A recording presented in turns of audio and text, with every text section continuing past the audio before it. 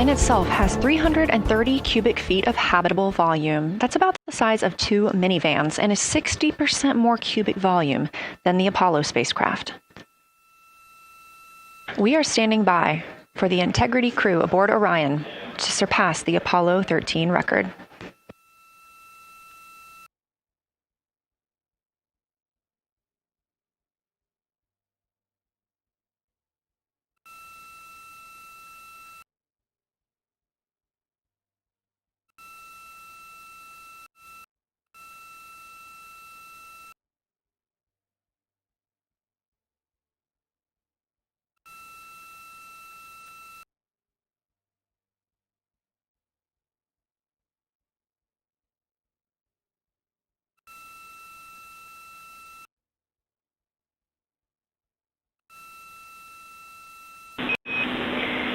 Integrity crew, on April 15, 1970, during the Apollo 13 mission, 3 explorers set the record for the farthest distance humans have ever traveled from our home planet.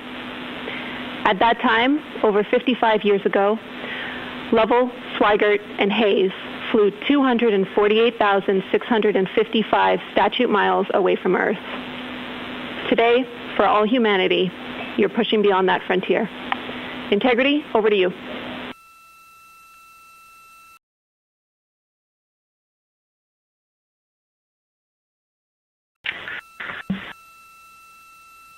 from the cabin of Integrity here as we surpass the furthest distance humans have ever traveled from planet Earth. We do so in honoring the extraordinary efforts and feats of our predecessors in human space exploration. We will continue our journey even further into space before Mother Earth succeeds in pulling us back to everything that we hold dear. But we, most importantly, choose this moment to challenge this generation and in the next to make sure this record is not long-lived.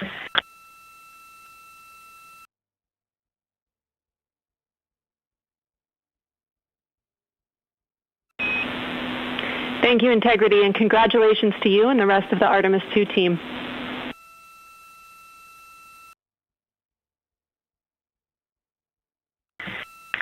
Thank you, Houston. We have a couple more things we'd like to take this moment for.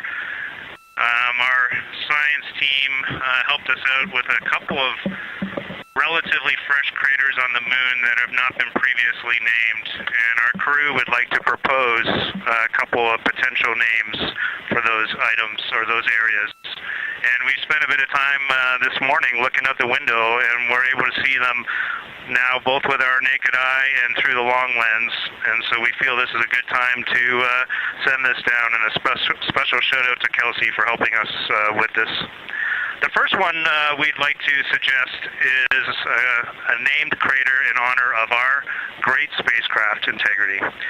And so if you were to look at Oriental on the far side and then draw a line straight up to Ohm on the far side, relatively in the middle is an unnamed crater, and we would like to suggest it be called Integrity in the future.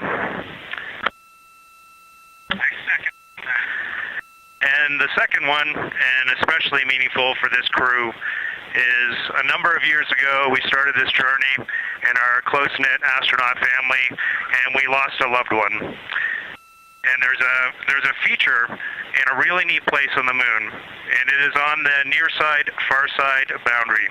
In fact, it's just on the near side of that boundary, and so at certain times of the moon's transit around Earth, we will be able to see this from Earth. And so we lost a loved one. Her name was Carol, the spouse of Reed, the mother of Katie and Ellie. And if you want to find this one, you look at Glushko, and it's just to the northwest of that, at the same latitude as Ohm, and it's a bright spot on the moon. And we would like to call it Carol, and you spell that C-A-R-R-O-L-L.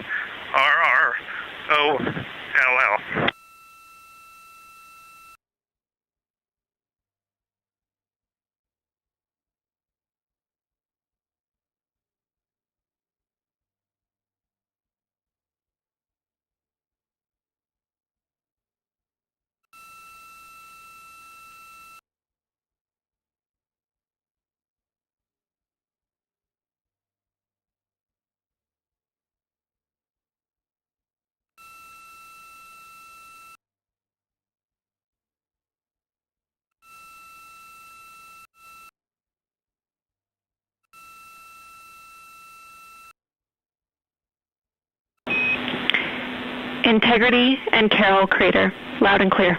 Thank you.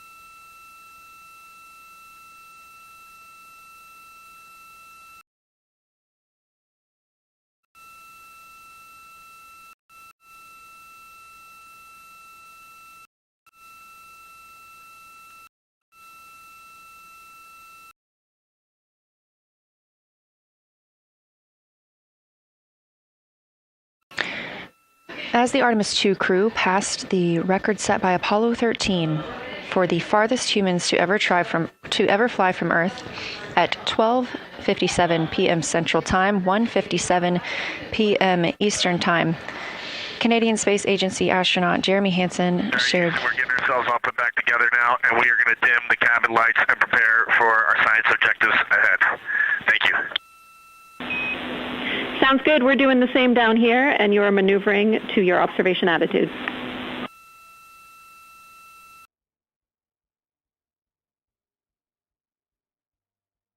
As we pass that Apollo 13 record of the furthest humans to ever fly from Earth at 12:57 p.m. Central Time, 1:57 p.m. Eastern Time, the Artemis II crew shared some poignant words, specifically Canadian Space Agency astronaut Jeremy Hansen. The crew also called down 2 craters, not yet named, that they would like to name. One, Integrity, in honor of their spacecraft, which they have named. That's near the Ohm crater. Another near Glushko, which is a bright spot, named Carroll, in memory of Reed Wiseman's wife.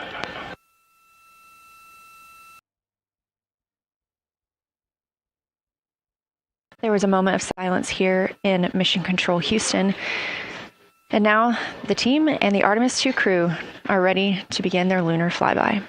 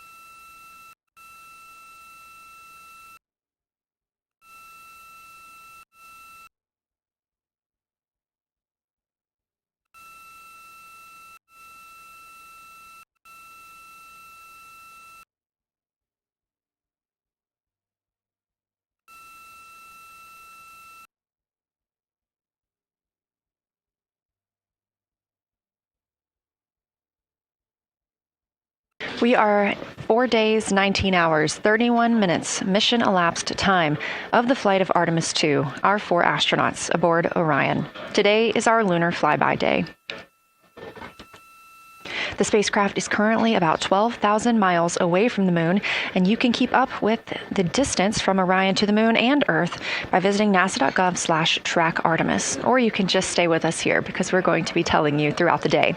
They are currently 248,834 miles away from planet Earth.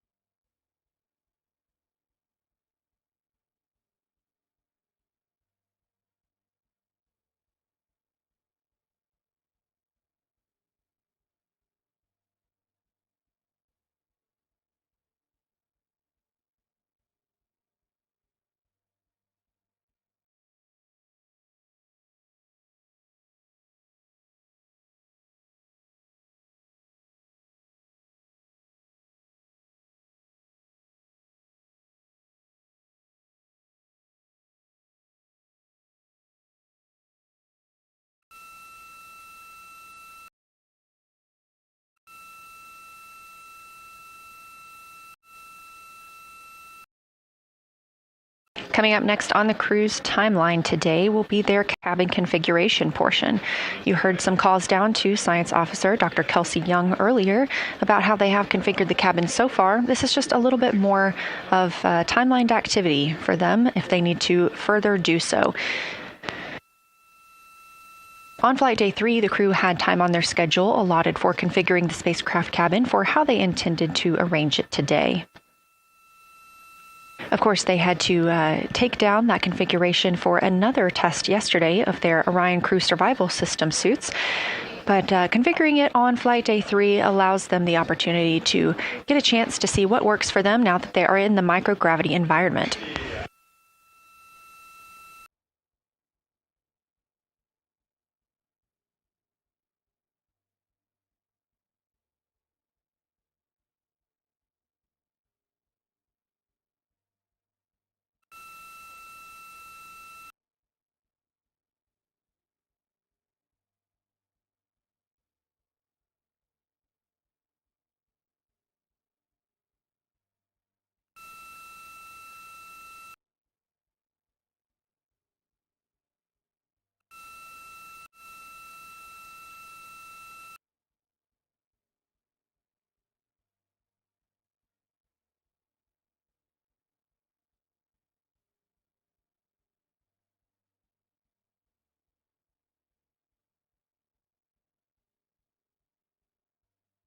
Again, the crew is about to begin their cabin configuration portion of their timeline, though they have been working that already, as well as potentially during their post-sleep period this morning. The official lunar flyby observations are slated to begin in just about 40 minutes. That's when we'll have the crew at the windows photographing the moon, as well as making calls down about what they are seeing.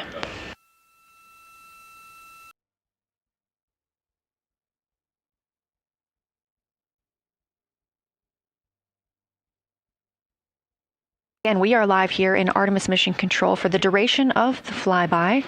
Currently, the Orbit 1 flight control team is on console. This room is staffed 24/7 from the time before the astronauts step foot on the rocket until the time they are splashed down and are safely recovered in the Pacific Ocean on flight day 10.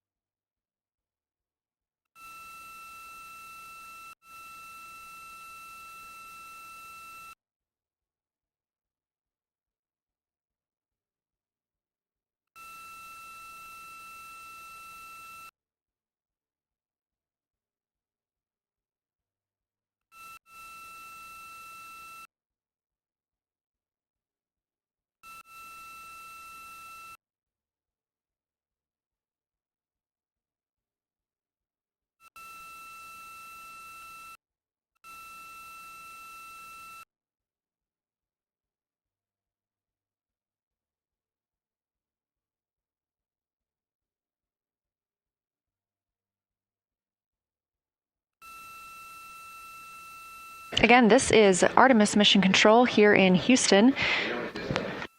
We are now 11,777 miles away from the moon. We did pass the Apollo 13 record of farthest humans away from Earth at 12:57 p.m. Central Time, 1:57 p.m. Eastern Time.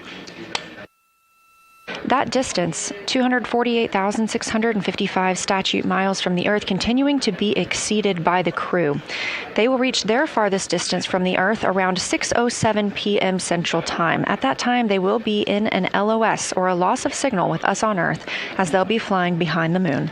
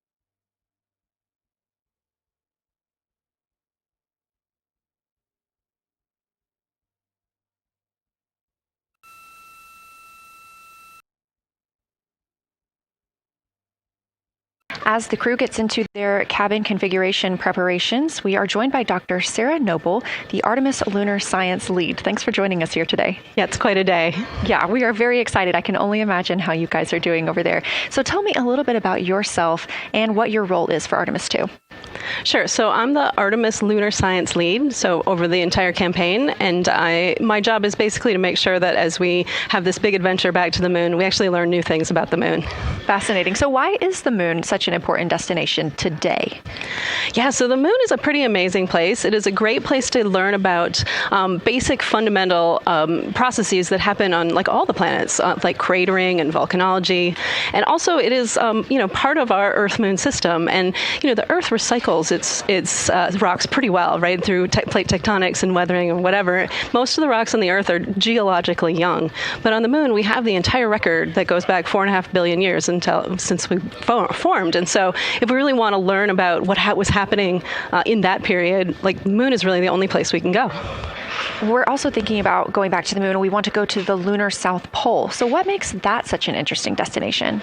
Yeah, the South Pole is cool, right? It's far away from the places we went during Apollo. It's different kinds of rocks there, some of the oldest rocks on the moon. It's also a place where we think there might be resources like water. There are craters that really never can see the sun because of the low sun angles there, and they get very cold. And we think that water and other things can build up in those craters, and so we're very interested to see what that might do for us. I'm very interested as well. So for some of our viewers who might be new to this, what does lunar science look like during an Artemis mission? Yeah, it's pretty exciting for us as we have really sort of built this from scratch to try to understand how we can best use the crew to support our science. And so, we've developed a system. We've got a team in place. We've got a back room here in this building called the SIR, the Science Evaluation Room. And there's a back room to that back room over in another building here at Johnson Space Center, where we've got our teams of scientists working really hard. They're actually speaking to this room through our science officer. This is now the first time we've ever had a science officer in flight control room, so we're pretty excited about that. So we have a really voice out and up to the crew. I know, it's been so exciting to hear Dr. Kelsey Young speaking directly with the crew today, now so close to the moon. And we have a live view here of the science operation, or the science evaluation room. So this is where the majority of your team is today. Is that right? Yeah, that's right. This is a big chunk of our scientists. You can see them in there now working hard, trying to get ready for the day. And then again, there's a second room where we have a lot of our data folks, where the data will first come down and they'll sort of sift through the data and get it ready for this team to take. What's the mood like right now in the SIR? It is, I would say, giddy. I think we've worked very hard for this. They have done simulation after simulation. They have worked really hard over the last couple of years to get ready for this moment, and I think everybody's just really excited to see. Even already we've had some descriptions from the crew coming down, and it's so great to see their joy and our joy, our love for the moon come through. Yes, we are in for a real treat today, if it's been anything like their observations the past couple of days. So how are the lunar science teams using this test flight to prepare for future missions to the moon?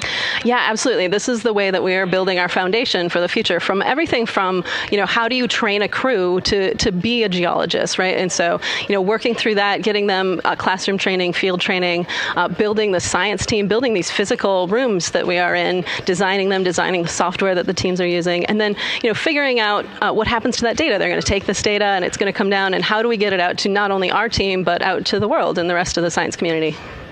Yeah, that's a great point, because when you hear these crew members talk, you would never know that they're not geologists. Your team has trained them so well. They have been very good students. Who can blame them? It's a pretty great topic. One more question for you. How does the science that we're doing on Artemis help support long-term exploration, and including our sustained presence on the moon? Yeah, you know what? We have a saying in the Science Mission Directorate that science enables exploration and exploration enables science, right? So you needs the scientists, because we are the ones who are the experts in, landing site and doing analysis of landing site and making sure we can find a good place to land, to understanding the properties of the soil so we can, design our systems to manage that, understanding the radiation environment, keeping our astronauts safe, all of these things, right? But, in return, you provide us with opportunities where now we're going to be able to collect this data and collect samples and deploy our instruments and all of that. So it's a symbiotic relationship. That makes perfect sense. Well, Dr. Sarah Noble, Artemis Lunar Science Lead, thank you so much for joining us here today. Best of luck to you and your team, and I hope that you get to enjoy today too. Thank you so much. We are now getting closer and closer to our lunar neighbor. This live view coming from the Orion spacecraft and a camera mounted on one of its solar array wings.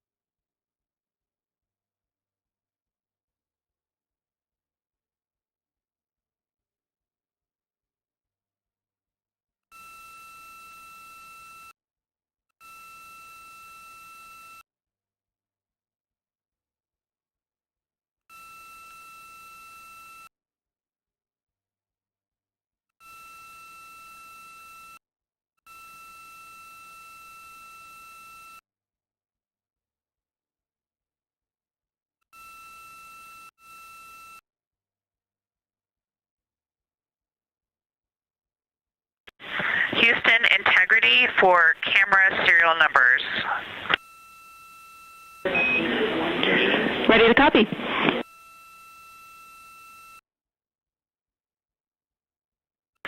Hey Jenny, these are card numbers for the various positions. For the long lens on the D5, we will have individual cards. Victor's 1008, Jeremy 1019, Reed 1012, myself 1015. For the Z9, we will have one card that is dedicated for today, serial number 1007. For the cabin camera D5, we will have one dedicated card for today, serial number 1022.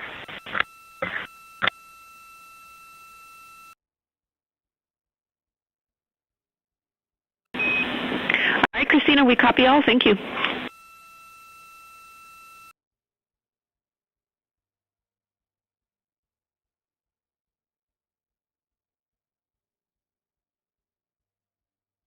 We just realized that we have Earth out window 1 and Moon out window 2, and Earth out window 4 and Moon out window 3, and it gives you the best idea of scale we have had yet. The Moon is about 3 to 4 times the size of the Earth, and it is almost full, and the Earth is just a small crescent out there.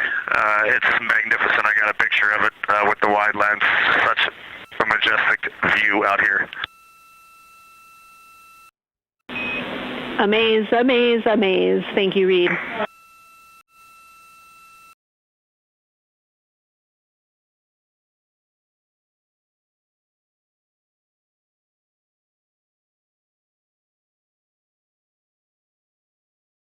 Those are some of the communications we're excited most about today. Commander Reed Wiseman calling down their view right now, obviously a little bit different than what we can see from the solar array camera. They are looking through the windows of the Orion spacecraft, able to see at the same time Earth and the Moon. You also heard NASA astronaut Christina Cook calling down some of the cameras that they will be using today. Crew is in that cabin configuration portion, and we expect the lunar flyby observation period to start in just about 20 minutes.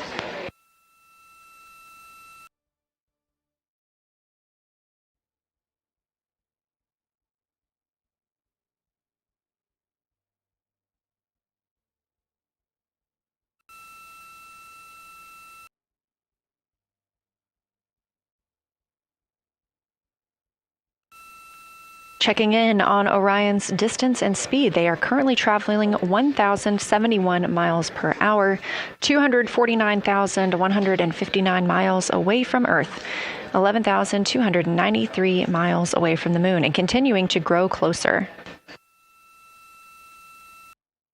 At closest approach to the Moon today, the spacecraft will be just about 4,070 miles away from the lunar surface. This will be during our loss of signal with the crew as they travel behind the Moon, and we will await their return to get the official number for you for how close they come to our lunar neighbor.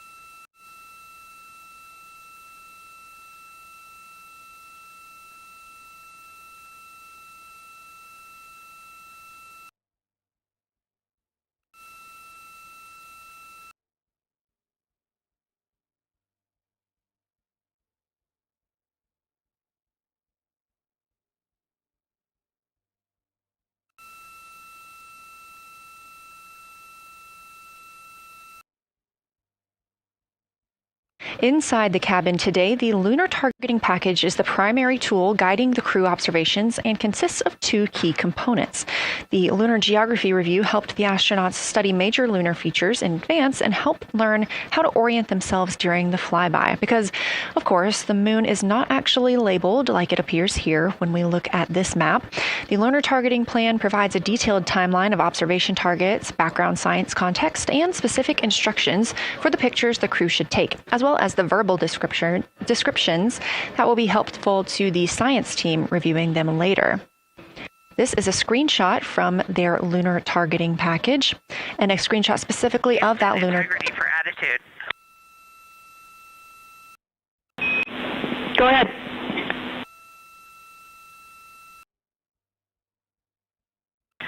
Hey, Jenny. Understanding we are in final attitude now for the lunar flyby, would it be possible to pitch the vehicle down 5 degrees? That would allow us to get the D5 long lens flush and have the least amount of window distortion. We're checking. That call from Christina Cook, NASA astronaut and mission specialist on Artemis II. Copy. The Orion spacecraft is positioned in a specific attitude to allow the crew to best see the moon outside of their windows today for this imaging opportunity. That call was a request for a potential attitude shift just slightly, another 5 degrees, to give them a better view and to give them a better opportunity to use their long lens camera. They'll also be using that lunar targeting package we were discussing. I am following along with that real time, so I'll be able to share with you exactly what targets the crew is looking at and when. They also trained with a lunar science passport. It's a little reference guide used on Earth to reinforce recognition of key lunar features. It is not on the flight, but it was a significant study tool for the crew to get them ready for launch. The apparent size of the moon will change throughout the flyby, and it'll appear roughly like a basketball held at arm's length at the crew's closest approach. That reinforces the need for careful planning and practiced observation techniques.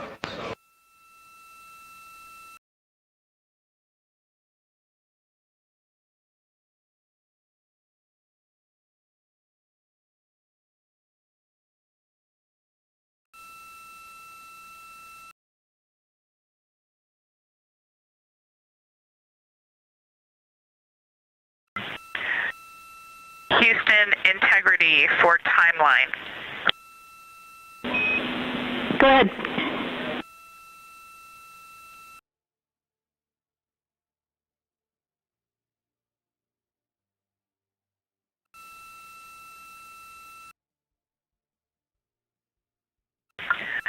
Hey, Jenny, just to make absolutely sure that we start observations when expected, we are showing in Optimus that observation time starts in about 15 minutes, and in LTP that our first target, discussion 1, starts in about 29 minutes. Can you confirm you'd like us to start discussion 1 in 29 minutes at 1900 GMT?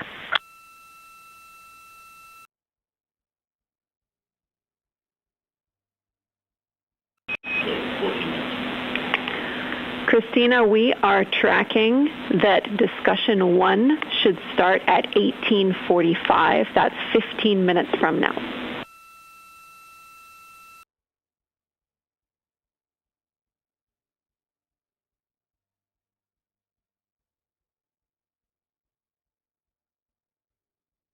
Okay, copy all. It may be a granularity issue with LTP, but understand that we start that observation in 15 minutes, and I bet when we get there, the green line in LTP will match the start of the white band for discussion 1.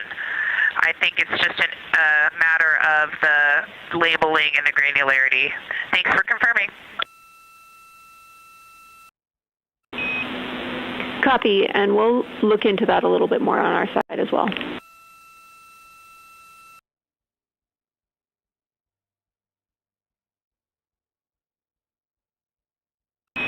Christina, can you verify for us that your green line is moving on the timeline page of your LTP?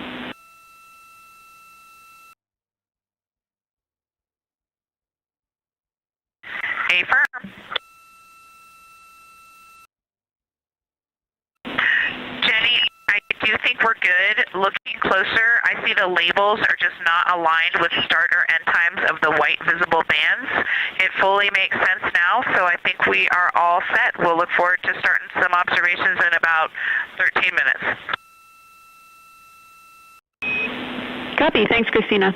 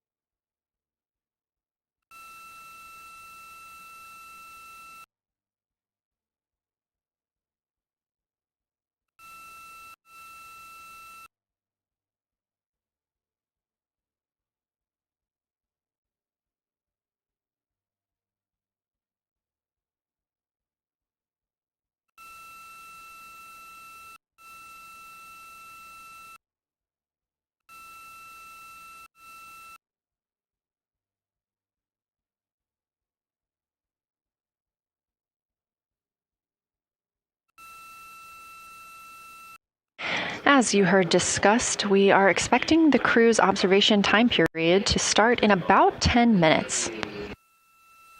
First, they'll be conducting a warm-up, warming up to their science observations of the moon. They'll be discussing with each other, helping each other orient using the major landmarks that they've studied, asking what is familiar. If we roll left, port 5 degrees, that would get the moon closer to the left side of window 2.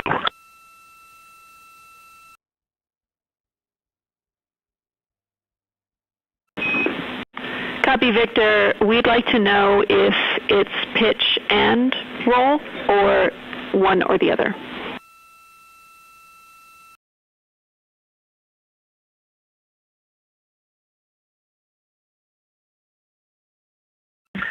Jenny, we actually thought you already put the pitch in.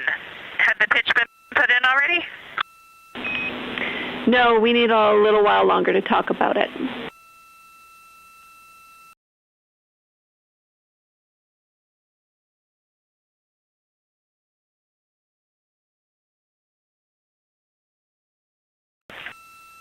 So, Jenny, I guess what's happening is just as our orbit's changing, where it is in the window is changing, so maybe these fancy little adjustments aren't worth it. It's going to continue to move in the window.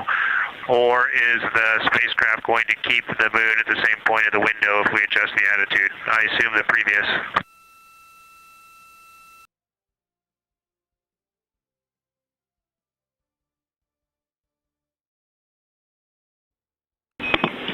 Right now, we are pointing the center of the window to the center of the moon with 2 degrees of deadband.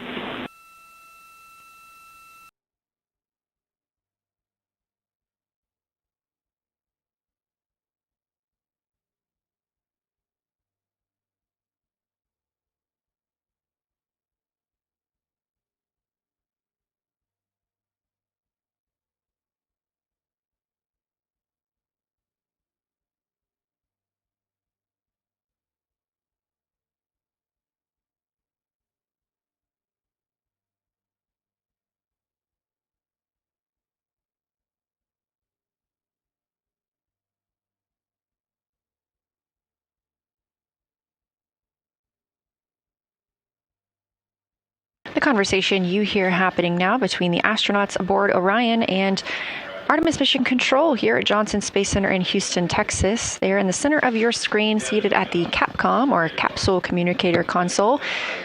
That's Jenny Gibbons, Canadian Space Agency astronaut and Artemis II backup.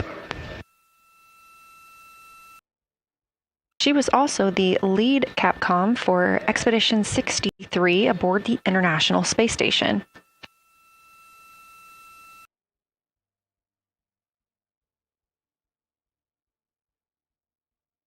The crew is requesting some attitude changes to the spacecraft to allow them to better image the moon, our priority for today.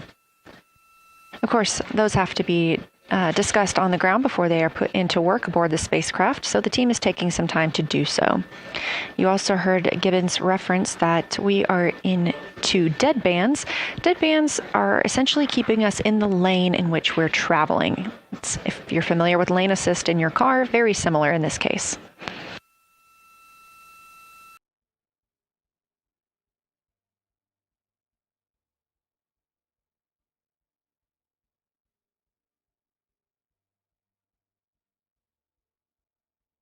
We are now 10,870 miles away from the moon, traveling 1,066 miles per hour and 249,390 miles away from Earth. Again, we recently surpassed the Apollo 13 distance record of farthest humans have ever traveled. And upon calling down some words during that milestone, Canadian Space Agency astronaut Jeremy Hansen noting that he hopes that this record that they are setting today is soon broken by future explorers.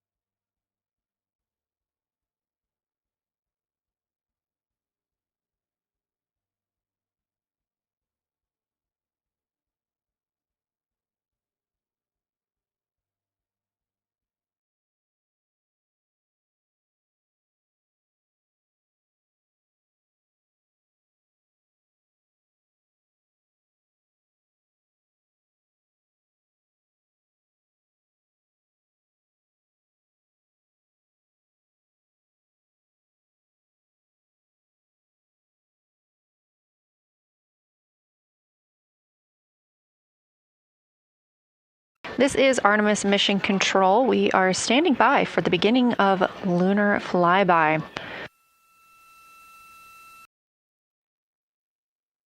Expecting that to start in just a few minutes when the crew will begin a warm-up discussion preparing for the day. They will be capturing images along while discussing what they find familiar about the moon and what looks unexpected to them.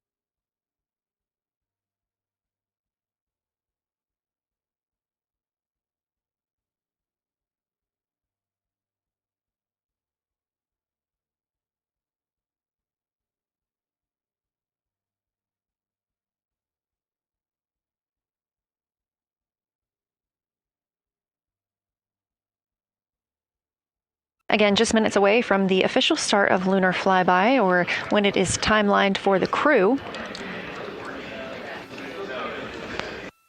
We are currently 10,726 miles away from the moon. This view on the left side of your screen coming from the camera on one of Orion's solar arrays.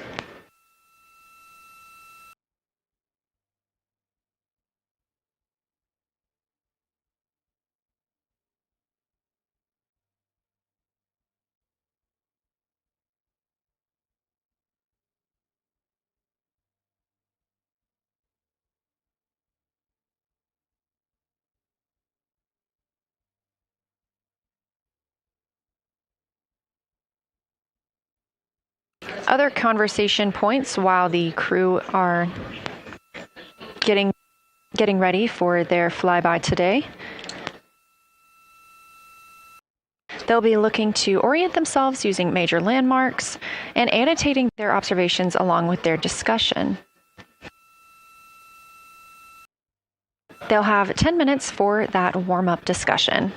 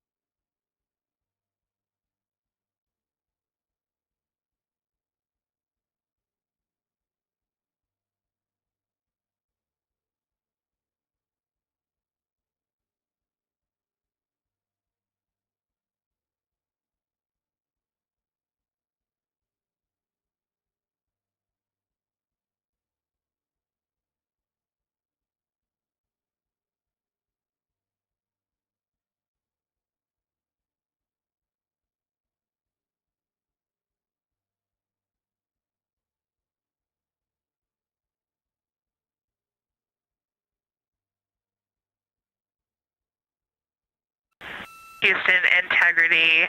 We have two folks at the window deep in discussion talking about all of the awesome features that they're seeing. We just had a huge moment realizing that Hertzsprung is about the same size as our incredible Oriental. We're really excited about this target that's kind of new to us. We're orienting on things like how we talk about albedo, finding some of the prevalent things that we're used to from all of our training, and just overall taking in this view. We also are noticing that the moon is still getting noticeably bigger as we go, even when you're watching it continuously. It's great to see these two guys get warmed up. We love the report, Christina. Thanks. And you nailed it on why we added Hertzsprung. As you'll see in the prompts, we're looking for comparisons to the comparatively much older Hertzsprung compared to the younger Oriental. Great words.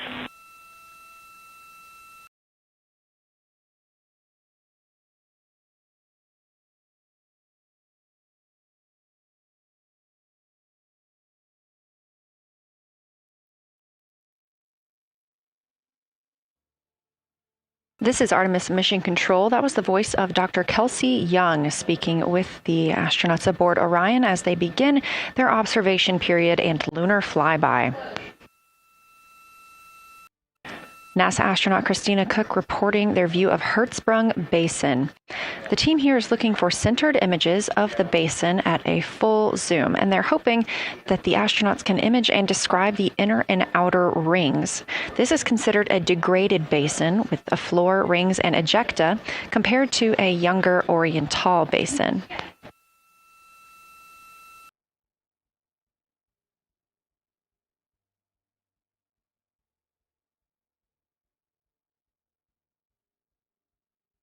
We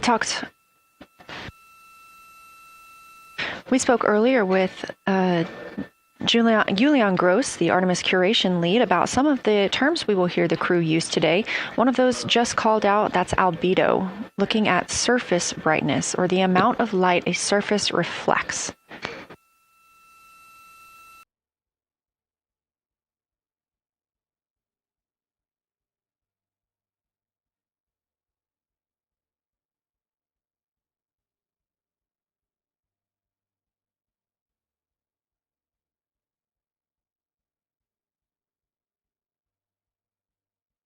A few more terms that we hope to hear today during the crew's sit reps or situation reports include embaying. This refers to one feature that surrounds another. That usually is a higher relief feature.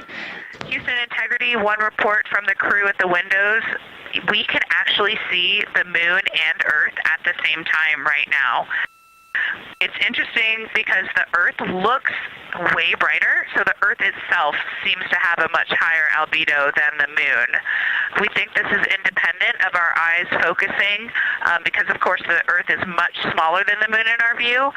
So you could think that your eyes focus for the darker sky, and that it means that it only has apparent brightness more than the moon. But since we're seeing both in the same view, we do think that this can be inferred as the Earth as a whole has a higher albedo.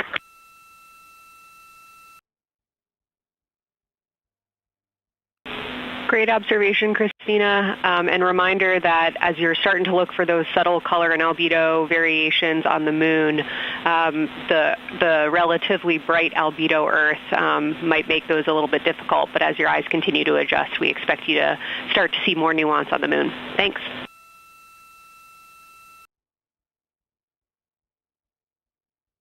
Great call. Thanks for the reminder. We're all going to be experts in lunar terminology by the end of the day. Another one we expect to hear is mare. These are dark regions paved or filled by volcanic deposits. You also can hear them called seas, oceans, lakes, or marshes, or other bodies of water.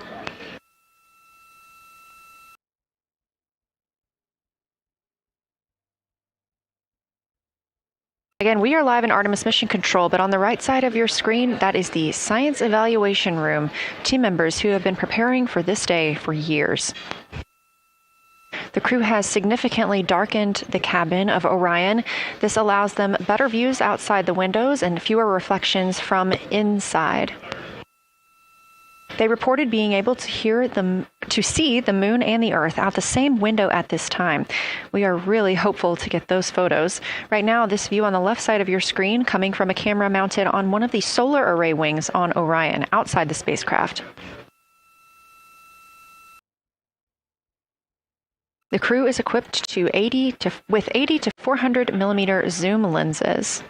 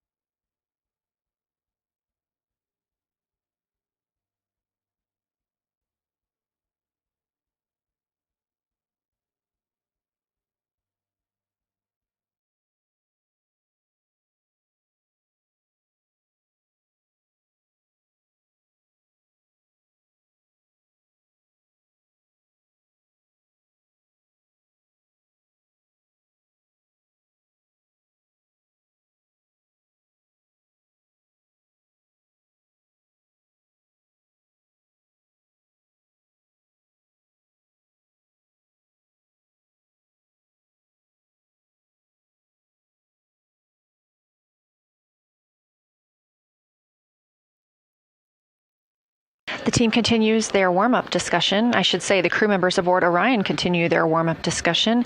However, they are about to be prompted to move on to discussion number 2, which is near side and far side.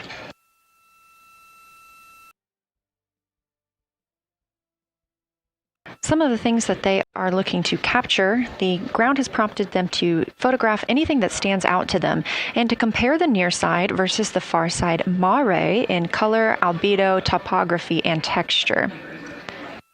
They also want the crew to compare the appearance of rayed craters in the near side mare versus in the far side highlands. Of course, a reminder that some of the items that the crew, or some of the landmarks the crew are seeing today, is the first time that humans have ever laid eyes on those portions of the moon.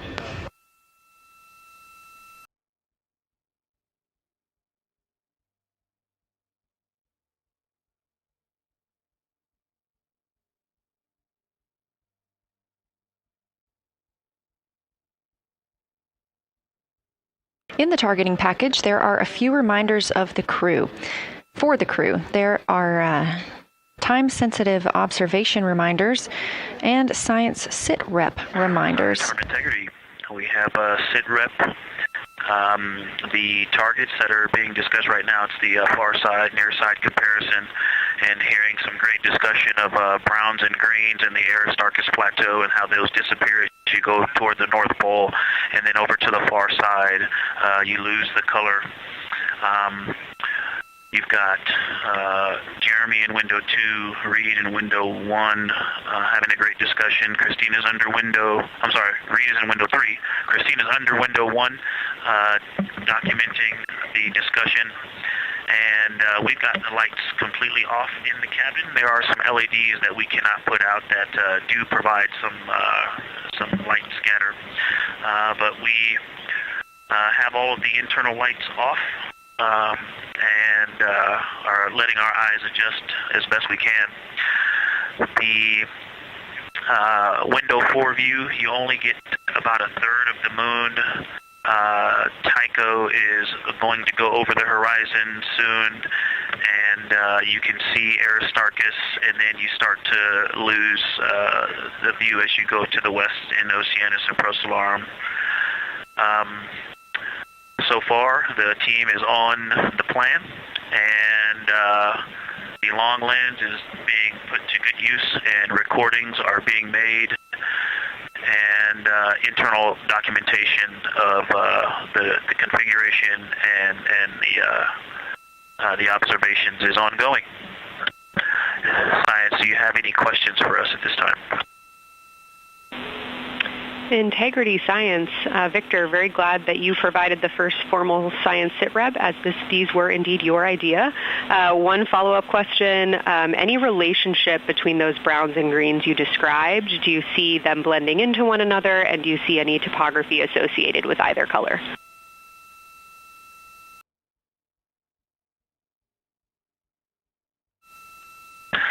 I don't want to bother the window team. I just heard that, overheard that, and so I'm sorry I don't have that detail yet. I will eavesdrop and see if I can pick that up. I will try to answer that at some point. I also heard a comparison of the albedo in Aristarchus, that crater, the very high albedo spot. You can see it on the near side. There is a feature called, I believe, Burgess alpha, that is equally or maybe higher albedo.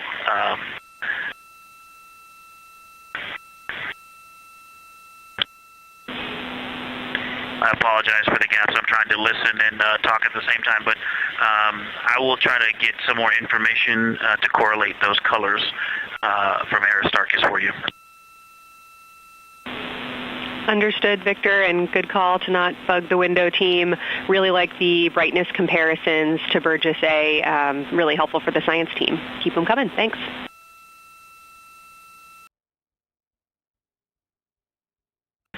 I also heard a discussion about the albedo of Grimaldi being a 10, and how many of us, when we were a little further away, saw that as the darkest albedo, and that the bigger mare off to the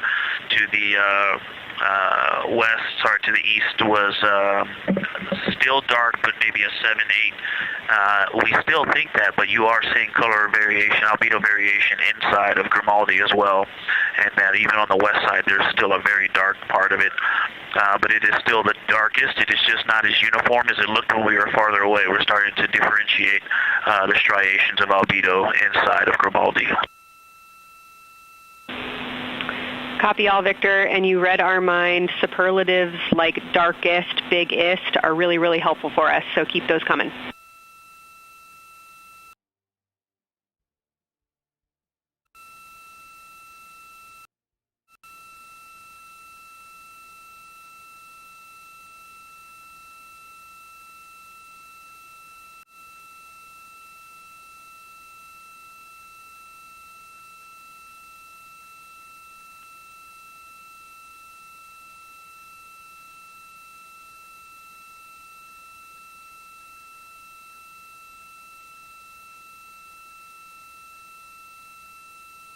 As we were just mentioning, the crew is slated to perform these science sit reps. They are prompted to do so by an icon in their lunar targeting plan. That one coming down from NASA astronaut and pilot of Artemis II, Victor Glover.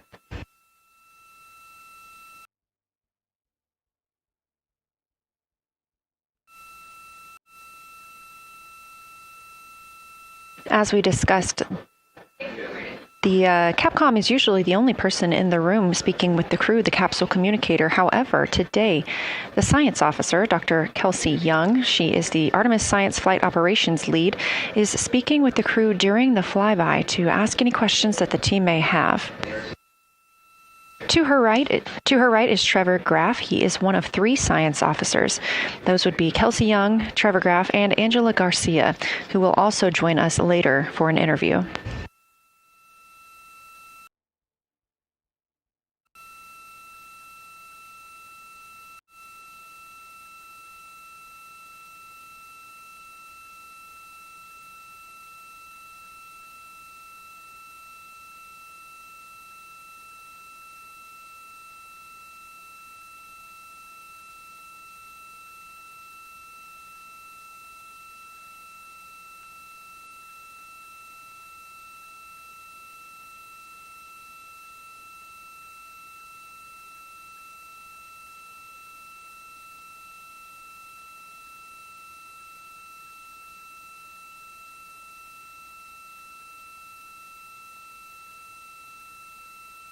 And Houston Integrity Science Integrity was able to get a view out of window 1, which is a beautiful view. I can see the entire moon that they're looking at.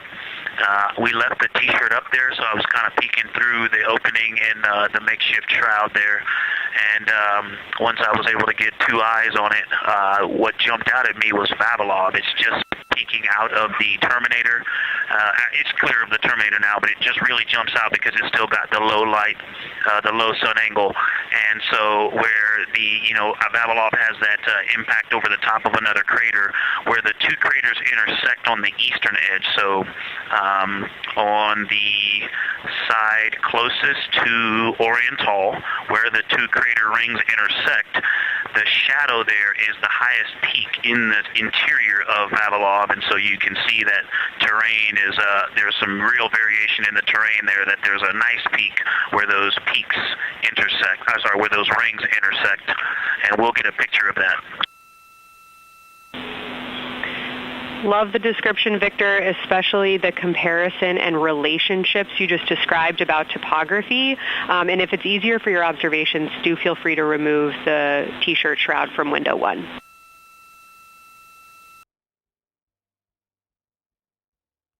Yeah, absolutely, we will do. Thank you.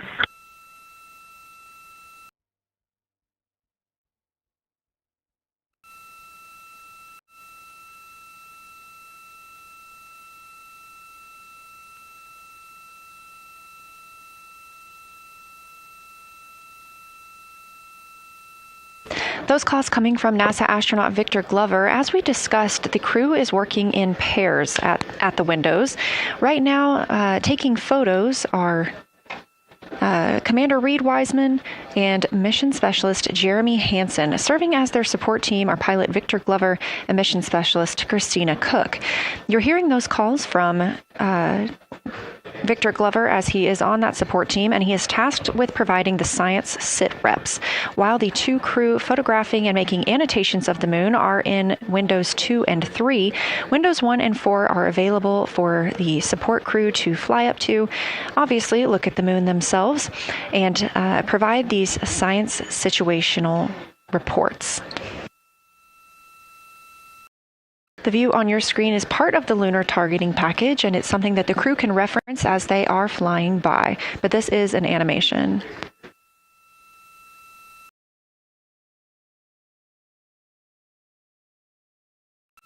You also heard Glover mention Oriental. Oriental is a major feature that the team is interested in today, and it's known as the Grand Canyon of the Moon. Until this mission, the Oriental Basin had never been seen in sunlight by human eyes. Oriental Basin and its surrounding ejecta could fit within a straight line distance from NASA's Johnson Space Center, where we are at today, to a Kennedy Space Center.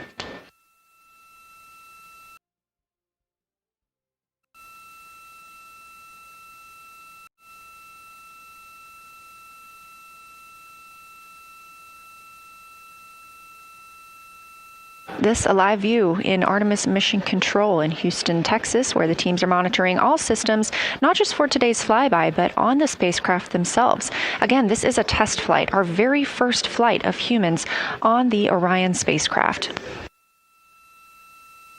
This team has been this team has been monitoring the entire time of the mission, as well as we have been live the entirety of the mission, and we will be continuing to do so all the way through splashdown and crew recovery from the Pacific.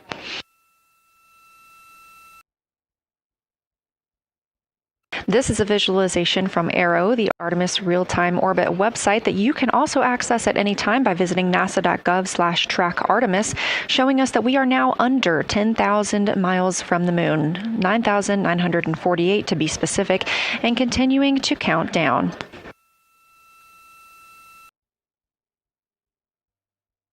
Again, our closest approach to the moon today should come about 6:02 p.m. Central, 7:02 p.m. Eastern. However, we will be out of contact with the crew at this time as they begin transiting behind the moon. At that time of closest approach, the distance from Orion to the lunar surface will be about 4,070 miles. Of course, these are estimates at this time, and we'll be sure to provide you with the official numbers once that closest approach has been reached.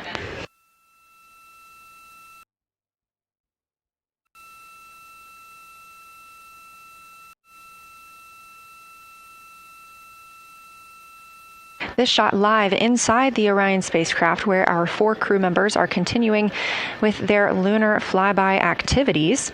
They have just begun those activities really about 20 minutes ago, so we've got several hours of moon view opportunities. This is still a live view inside that capsule. However, you can see just how dark they have turned down the lights. Actually, they've turned them all the way off. There are a few LEDs that they cannot power off, but turning down these lights gives them better views outside of the spacecraft's windows while they photograph the moon. This also prevents any reflections from inside the spacecraft bouncing up on the windows and interfering with their photography.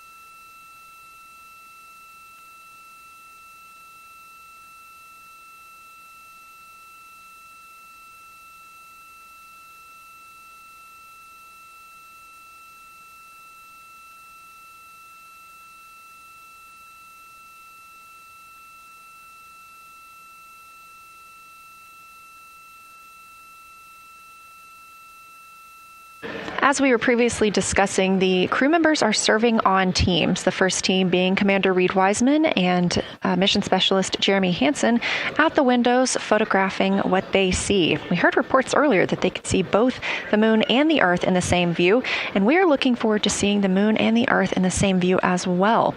That Earth set coming up in just a few hours. While Wiseman and Hansen are at the windows photographing, Glover and Cook are serving as support crew. They are able to assist with cameras. They are also providing those situation reports, letting us know how the team is working inside the spacecraft, what they're seeing, and how they're feeling about it. Those first blocks of teams will last about an hour, and the crew members are approaching the halfway point into their first observation block. A reminder, we have 5 of those blocks today. So they're approaching this halfway point during which the crew at the window will switch roles. One will begin taking pictures, and the other will be making annotations on their PCD, that's portable computing device. Both of those crew members at the windows are recording audio of what they see. They are putting on headsets and recording audio into their portable computing devices. Obviously, we are not hearing this right now. This is going to be sent down to the science team, and they will be able to analyze that at a later time. What we are hearing, though, and will continue to hear, are those science sit reps a few times every block. Once this block is complete, about 40 minutes from now, we will have the teams switch. That means pilot Victor Glover and... Science integrity, looking out of window 1. I think I may have misreported earlier saying that it was Tycho going over the horizon. That was Copernicus I was referring to. Apologies. It was Copernicus is what is farthest bounding to the east, and that is now like on the horizon or just past it. And Korolev is now a few degrees from going over the horizon. And then, next it'll be Aristarchus Plateau. And so on the west, we are getting a much better view of the Terminator. Looks like we have about 80% illumination of the moon. And Vavilov and 1 Vavilov diameter to the west is where the Terminator is right now. And so other features are starting to peek out there. The center of the illuminated part of the moon is to the lower part is Oriental, and just around Oriental, a lot of light structure is starting to show up. A lot of high albedo, similar to the feature, I cannot remember, Burgess Alpha and Aristarchus type high albedo in the ring. So when you look at the interior ring and the external ring, it's almost as if the edges are starting to dry up and turn white. If it was something that was wet and got dry, the edges would be the part to dry first. You just kind of outline all the topography in the interior of that wall is like it was dusted with chalk or is starting to dry, or maybe dusted with snow. If this was the Earth, I would say there was snow dumped on some of the ridges on the interior of the rings of Oriental. Also, an interesting part of the discussion that I heard between Reed and Jeremy is that from Glushko to Grimaldi, there are 2 dark features there that look like commas, but in the wrong direction. But there's also a lot of interestingness, just a lot of geometry and squiggles and dots and lines that are starting to stand out as more small features come into view. And there also is a lot of variation in albedo. In some of those, the 2 dark features, for example, have on the southern edge of the larger one, the one that's further to the south, there's a very dark, the 1 albedo, like the southern and western part of Grimaldi. And the one to the north, closer to Glushko, is also that same dark albedo. And then around them there are some very high albedo spots just to the north of the southern one, and just to the west, the smaller one to the north. Very high albedo, almost approaching the 10, a 9 or a 10, like Aristarchus. and lots of little bright spots are just starting to pop up in this view. To the north, as you look up at the North Pole, there is a very distinct crater with a lot of a very defined central peak that is also 3 in albedo, and all of that area past it, going to the horizon, gets lighter and lighter, and is very, very high albedo. And I will go look and find the name of that feature if I can look that up. And then to the south, really getting some interesting geography and topography in the South Pole Aiken Basin. And the view of the South Pole is quite amazing. We've got some Terminator there, as well as the limb view, and there is a very distinct crater right at the South Pole. And I'm going to go look up, I don't believe that is Aiken, but I'm going to go look up the name of that one because it's also giving a lot of good topography due to the shadows that I'm seeing. But that's, I was trying to bound the view that I'm seeing for you, and I got distracted by all of these interesting albedo variations that are popping up in the interior. But that's the view that we see just a Vavilov diameter to the west beyond is where the Terminator is. Just beyond, I think Copernicus is the easternmost feature that we can see. A very nice ringed, very nice structure crater to the north with a great high albedo central uplift to the north, and the south is dotted by a very characteristic crater with a lot of terrain, shadow features, and I will go try to find some landmarks to put names with those. Any questions for the observation team? Integrity Science, love the descriptions. You're definitely looking odd up there. Appreciate seeing the training being implemented. Especially interested in your descriptions of the dark patches. You compared the comma-looking features to the albedo you see in Grimaldi and notice that you're starting to see those color differences popping out. Any observations you want to make, especially when you get on, the PCD in a little bit, would really help us tease out the differences in those dark mare deposits. Great description, Victor. Keep them coming.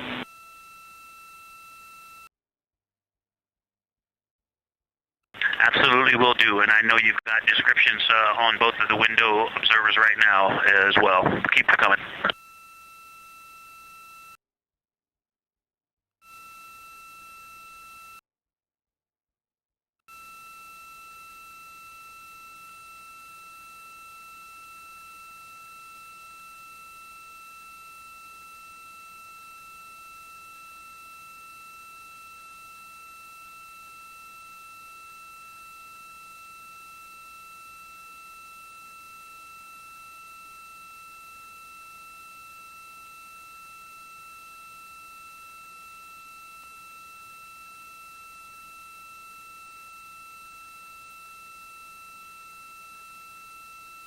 Great evidence of how well trained this crew is by the science team.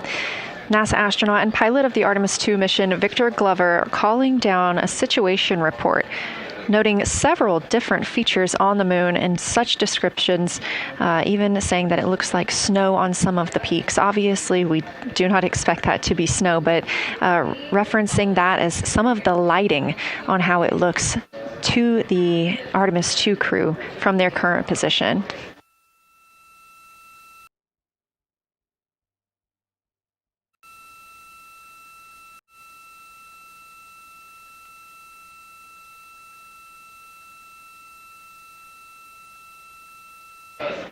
The team is slated to be switching their positions at the windows now.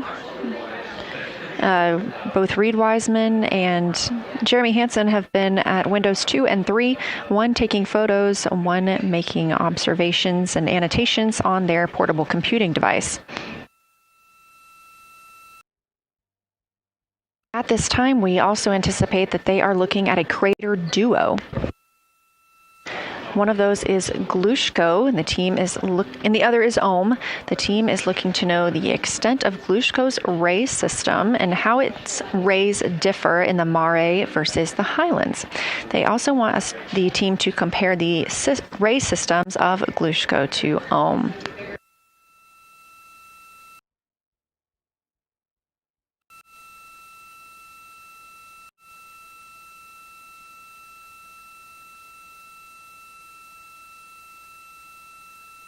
Ohm is considered a young crater.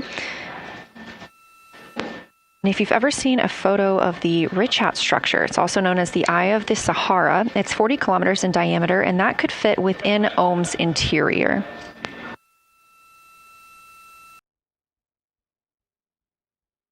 The team is specifically interested in descriptions of that ray visibility, including the color, albedo. Remember, albedo is the brightness or the surface reflection, and the reach.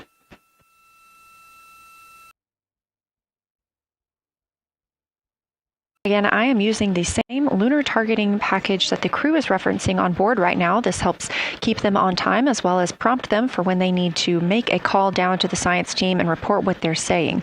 It also gives them reminders of when they need to swap positions at the windows. Additionally, I'm using the Artemis II Lunar Science Passport developed by Amber Turner and the Artemis II Lunar Science team. Now, this passport did not fly with the crew, but they used it extensively as a study guide here on Earth.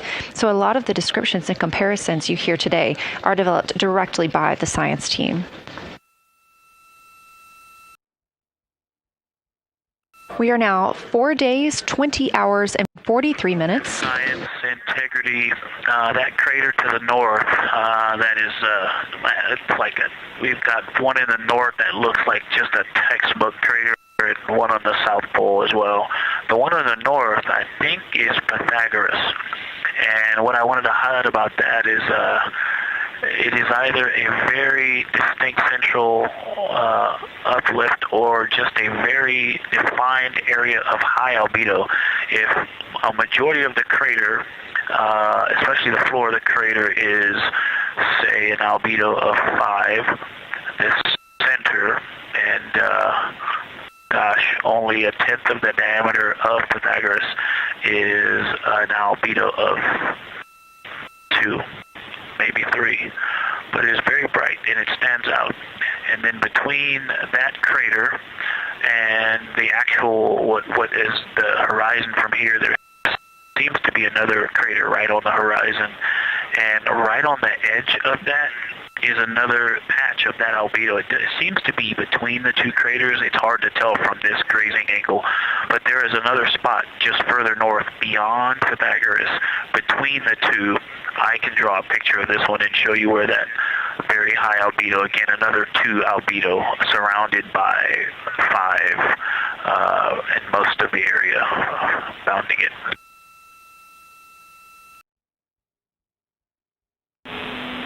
Integrity science, thanks for that. We agree with the Pythagoras assessment. And as a follow-up to your previous report, the SIR had questions about topography comparisons between the North Pole and the South Pole of the Moon, if you're willing to provide words on that.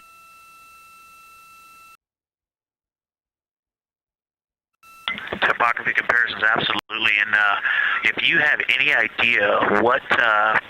if you draw a line between Pythagoras and the western edge of the outer defined ring of Oriental, it intersects a beautiful textbook crater on the south. I would love to know the name of that. The topography differences, now the South Pole has a little bit of a benefit that it has more of the terminator, and I can see a little more shadowing there, but there's a nice crater right at the South Pole, so that's the main thing defining the topography there. Seems to be quite a bit of elevation change. I can see some very jagged shadows, a 90-degree just to the west of that crater at the South Pole. I can see a very distinct change in the shadow directions, indicating, I don't know, a very high wall or a very deep canyon just to the west of that. And in the north, it seems to be that from sort of the edge of the mare that's dark, which is maybe 1 Pythagoras diameter south. If you draw a ring about that, maybe the top 7 degrees of the moon, and just draw a ring around that. The near side is an albedo of 5 and looks quite smooth from here. And then along the same edge of the mare, that kind of Grimaldi's just outside of, Glushko is just outside of, Carroll Crater is just outside of, and you start to see the stark differences between the darker 7/8 and the 5s and 6s, the 4s and 5s. If you follow that line up to the north, that line is also where the change in topography happens at the North Pole. The line defining the light and dark on the edge of the mare that you can see from Earth. Draw that line, roughly the midpoint of all that, straight to the North Pole. And on the side facing the Earth, you see smoother topography and dotted by Pythagoras and its next door neighbor crater. And then on the far side, you see a lot more cratering and a lot more topography. And again, the far side has the benefit of a little terminator there, but I am seeing a variation in the topography. It seems to be more jagged and a more challenging place to find a place to land and to even traverse in the south. All around the South Pole. And at the North Pole, it would be more challenging to translate on the far side of the North Pole compared to the near side of the North Pole around Pythagoras. Copy all, Victor. You really help paint a contextual picture of what you're looking at. We really appreciate the way that you're guiding us into the areas you're seeing by drawing comparisons between recognizable features. Thanks for that.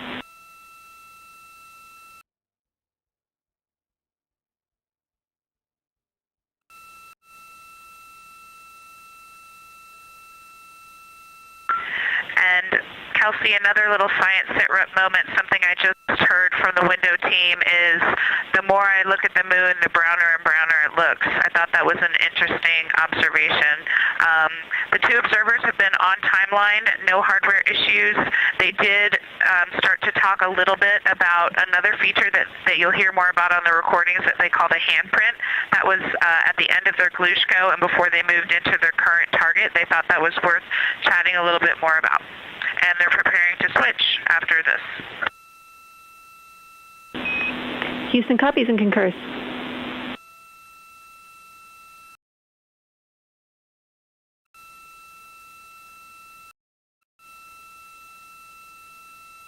Hey, Houston and science, integrity, another just observation from the human.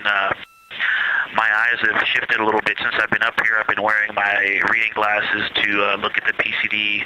Well, this is a very taxing event on the eyes, looking out the window and seeing the very bright moon, then coming back inside to the dark cabin and trying to work cameras and microphones and logistics and lunch and those kinds of things, and then looking at the PCD, which is dimly lit.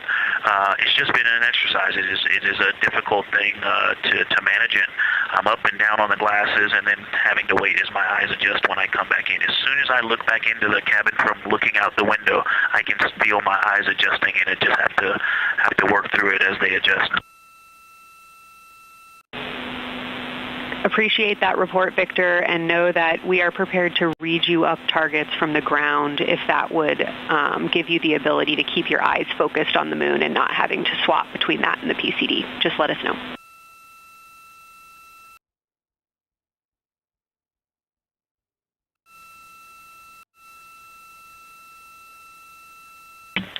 Yeah, we appreciate that, science, and we will also do that for the window teams, and we'll back each other up that way as well. But we appreciate that. We may take you up on that. Thanks.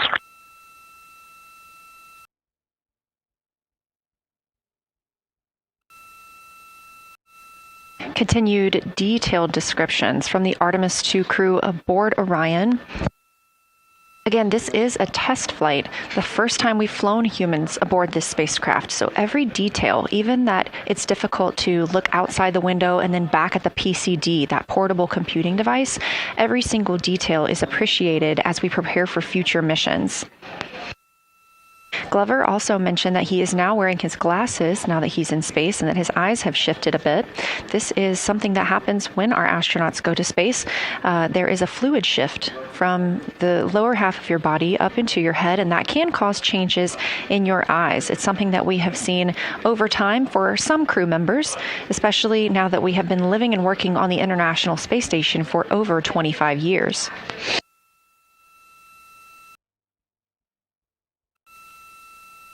Again, it's clear that these Artemis II astronauts have undergone extensive lunar science training, including classroom instruction, fieldwork, and high-fidelity simulations.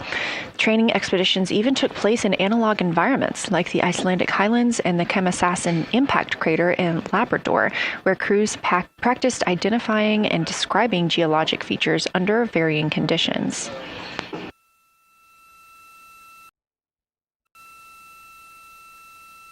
Additionally, here at Johnson Space Center, Orion mock-ups were used to rehearse crew choreography, including three-dimensional space management with an inflatable moon globe to simulate the flyby.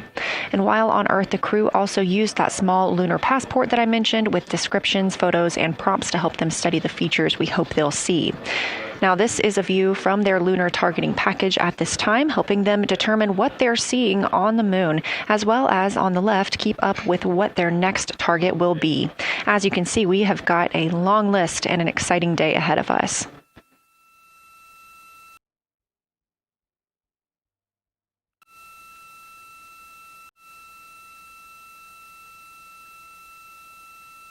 It's now been 4 days, 20 hours, and 53 minutes since Orion launched atop the Space Launch System rocket from Kennedy Space Center in Florida with our 4 crew members aboard: NASA astronauts Reed Wiseman, Victor Glover, and Christina Cook, and Canadian Space Agency astronaut Jeremy Hansen.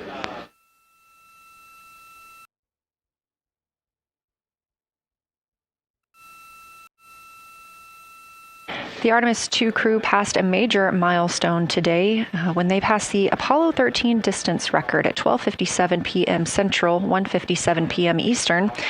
That Apollo 13 distance record was 248,655 statute miles from Earth. And Houston, another observation, whole moon. When you look at the moon, something I've never seen in photographs before, but is very apparent, all the really bright new craters. Some of them are super tiny. Most of them are pretty small. There's a couple that really stand out, obviously. And what it really looks like is like a lampshade with tiny pinprick holes and the light shining through. They are so bright compared to the rest of the moon. We copy, Christina. Thank you. Looks like you guys might be doing it, but remind you to swap positions at the window and take your SD cards with you. We're loving everything that you're calling down, so keep it up.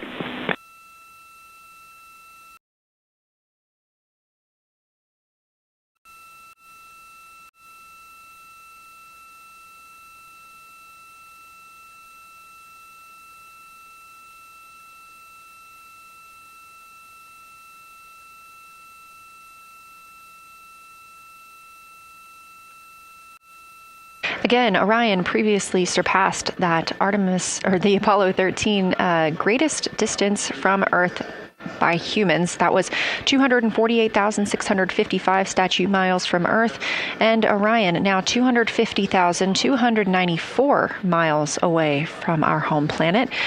The spacecraft is 9,033 miles away from the moon and growing ever closer.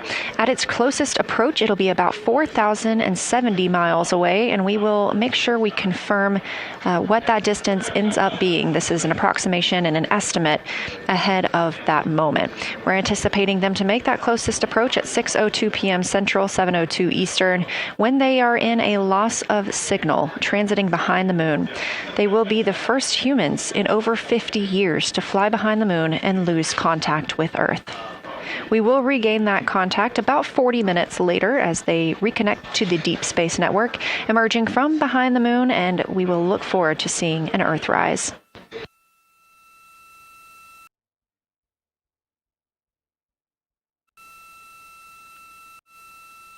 Again, the crew is currently in their position swap portion on their timeline.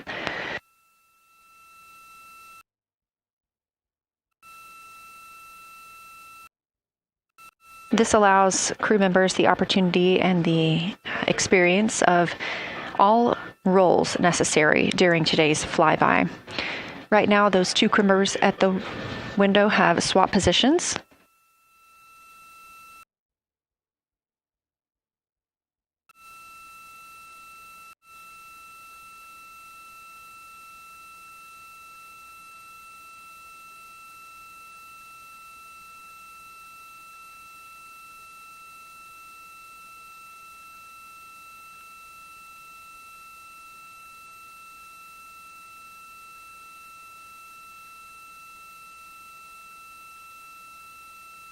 Again, the crew at the windows swapping positions. Right now, that crew is Commander Reed Wiseman and Mission Specialist Jeremy Hansen, while Victor Glover and Christina Cook serve as their support flyby crew members. That's why you are hearing Victor and Christina during those science situation reports. Those voices will change in about 30 minutes when they take a turn taking photos and making annotations while at the window.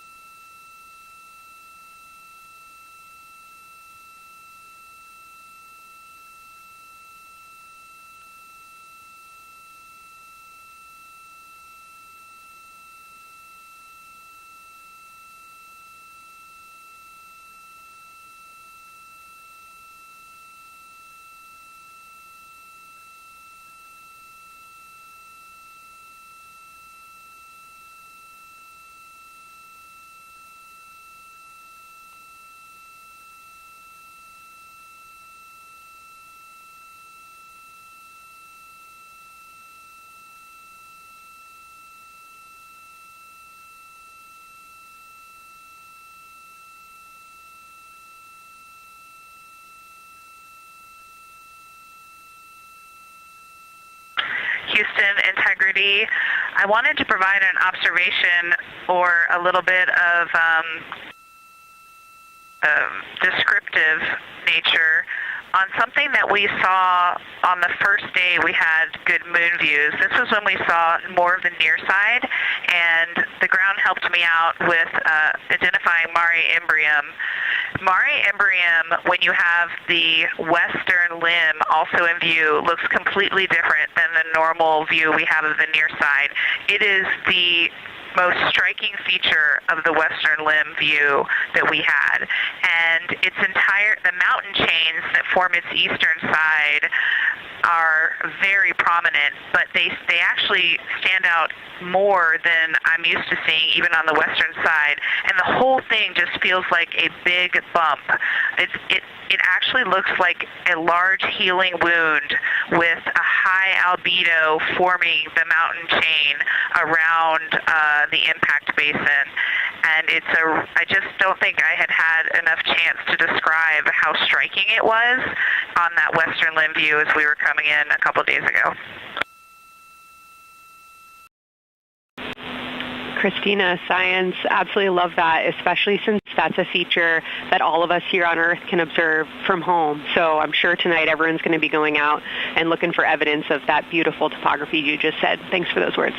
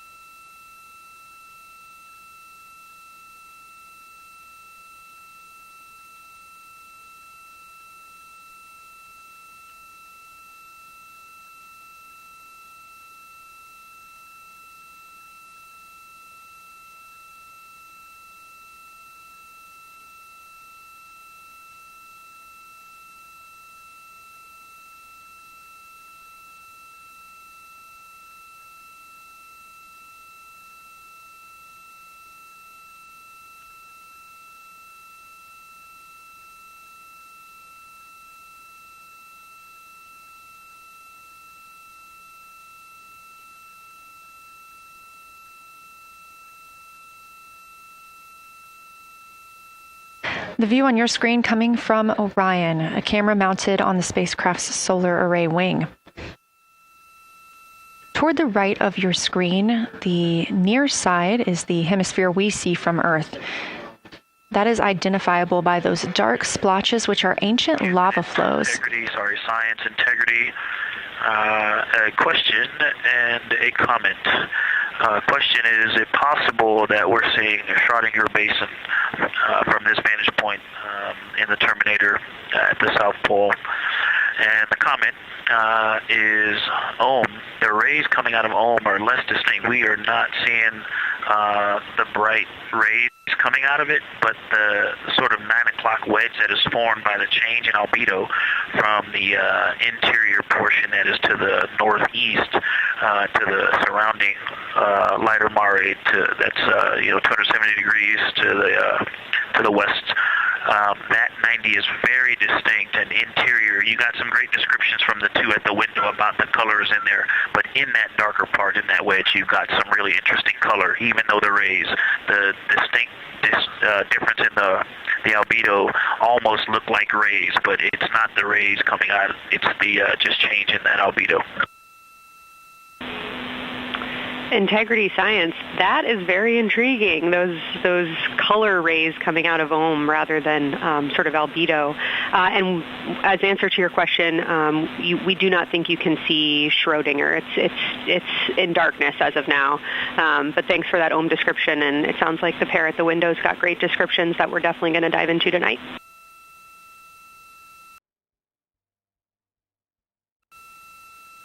Okay. If you could help me, I would still love to know what it is. There's a very nice crater. You're going to likely have a lot of pictures of it. What would be right in the Terminator at the South Pole or close to the South Pole, where it's intersecting the Terminator right now? Yeah, Victor, we're assuming you're talking about, kind of if you're looking at the Terminator, it's basically like 70% down from the North Pole. Is that where you're looking?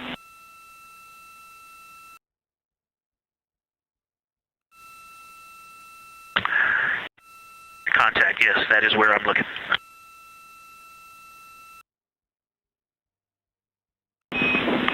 Integrity Houston, that is an enabled caution for wastewater dump required. We have hit our limit. As expected, no crew action.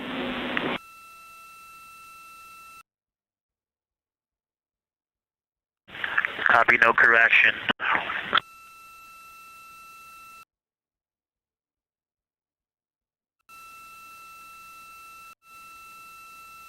You are. And integrity science, we're trying to figure out what you're looking at there. Is it like right on the Terminator, or is it in the eliminated portion next to the Terminator?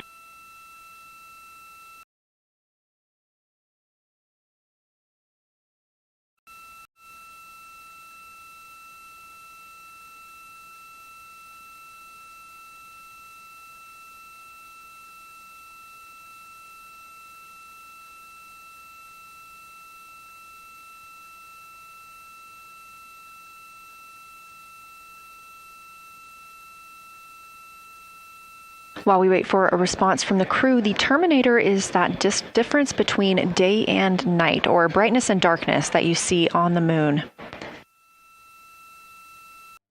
We see this from the International Space Station as well, looking down at Earth. And science from integrity, excuse my space orientation adaptation. If you draw a line between Glushko through the center of Oriental, and then another line from Glushko through the southern tangent of Oriental, that line would almost perfectly intersect tangentially the crater that I'm talking about, and it is on the Terminator. So yeah, I think I'm not looking at the South Pole. I was a little twisted. That line description was really helpful. I have eyes on the SIR right now, and they are actively discussing lunar geography. We will be back with you shortly.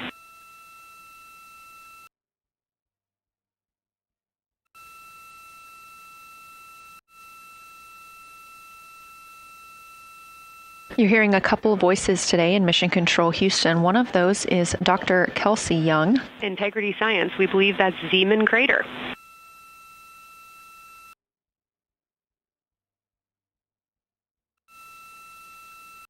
Oh, I floated away from the speaker. Say it again, please.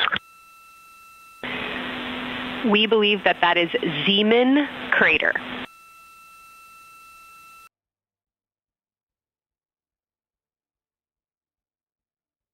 Zeeman. Okay, and can you say the first letter? I may be pronouncing that wrong. What's the first letter of that word? Zulu. It's Zeeman.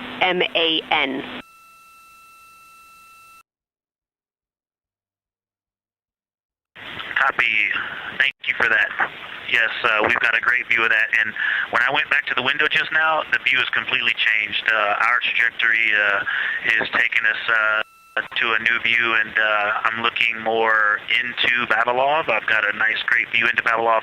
I'm actually away from the window right now, so I'm going to go try to give you some bounding words on the view that we're seeing, but I've got to get back to a window in a minute. Understood, Victor. You're defining new views of the moon in more ways than one.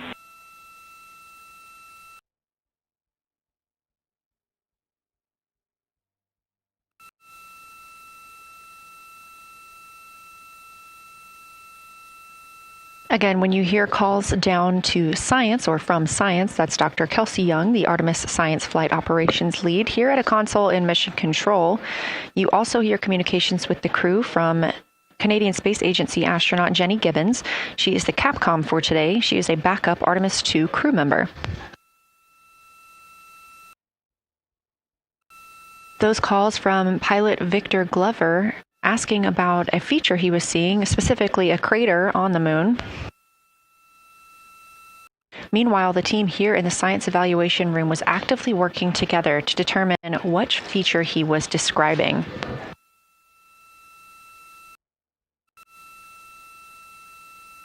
The teams at the window have continued to move through their targets, including Ohm, Aristarchus Plateau, Reiner Gamma, and we are preparing for the cabin and window teams to swap. That's when we'll hear more from Reed Wiseman and Jeremy Hansen when they take on these support roles, while Christina Cook and Victor Glover are at the windows photographing and annotating.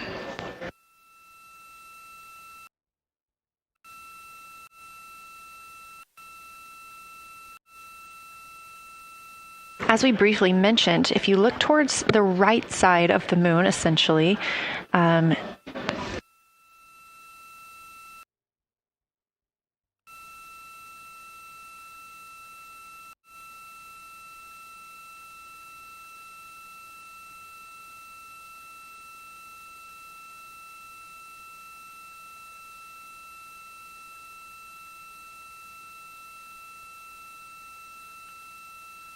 this live view coming from a camera outside the Orion spacecraft, and if you look on the right side of the moon where you see those dark patches. Wow, yeah, I wish I had some more time to just sit here and describe what I'm seeing, but the Terminator right now is just fantastic. It is the most rugged that I've seen it. From a lighting perspective, there are little islands. There are islands of terrain out there that are completely surrounded by darkness, which indicates some real variation in terrain. Up to the north, there is a very nice double crater. It looks like a snowman sitting there. In the 5-10 degrees below the pole in the Terminator, and then on the southern edge there's almost like a hole. It looks like a hole, and it's the diameter of Vavilov size, just blackness, and then a wall of bright, and then it goes back to the black beyond the Terminator. So there's it looks like there's just a gigantic hole right there. 1 Vavilov diameter east of the Terminator, and as you go south, the Terminator is not a nice smooth arc. It's just jagged. There's almost a 110-degree turn in the shadow as opposed to the nice smooth arc, again indicating some really interesting variations, and I'm sure we'll get some photos of that.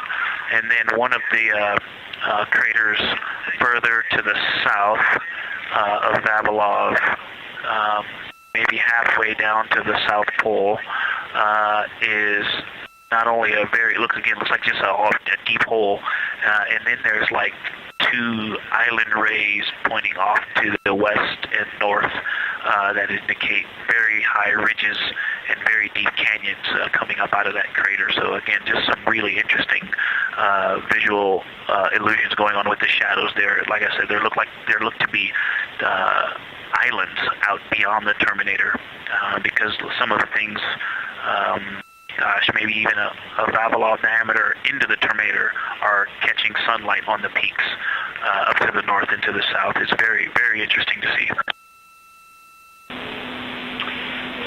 Integrity science. Oh my gosh, that was an amazing picture you just painted. I glanced over at the SIR video and I literally saw fist pumps in the air.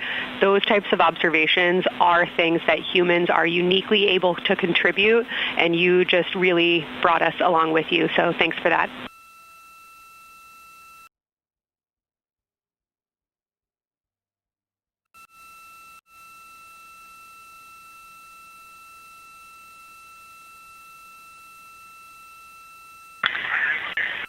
That's awesome, Kelsey.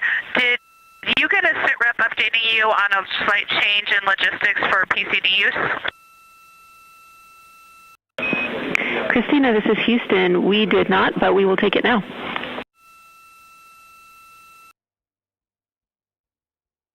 We slightly changed the PCD plan for the window observers. The two window observers kept their PCD. So in other words, the one that window 2 went to window 3 and the one at window 3 went to window 2 when they swapped rather than staying at the window. We'll plan on all observers keeping the same PCD for all observations. Copy, Christina. That makes sense to us, and good plan. We are coming up here on a cabin and window team swap. Let me know when you're ready for a quick vehicle status.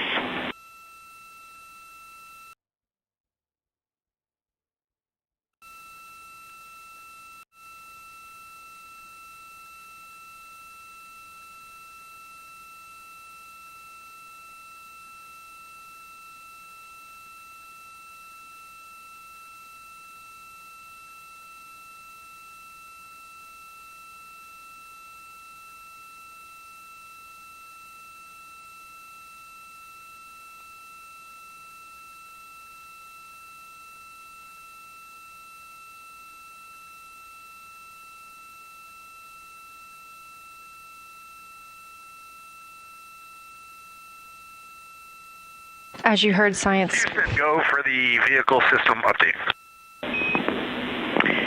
Howdy, Reed. We don't have much for you. We just wanted to let you know that toilet right now is no-go for use as we stick with the predetermined limit for now. All crew members, please use CCUs. Otherwise, Orion is looking very good. And you have 15 minutes in this handover time where we expect Victor and Christina to switch to the windows and you and Jeremy to be in the cabin assisting. Let us know if you have any questions.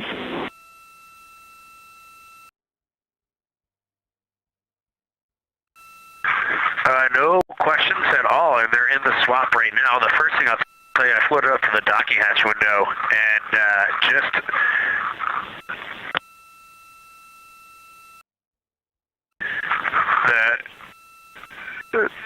what I'm going to call the Mari around Oriental just looks so different out the docking hatch right now. It's quite a bit darker. It's the same darkness, if not a little darker than Grimaldi, but it's cool after just being in the 400 mil for the last half hour.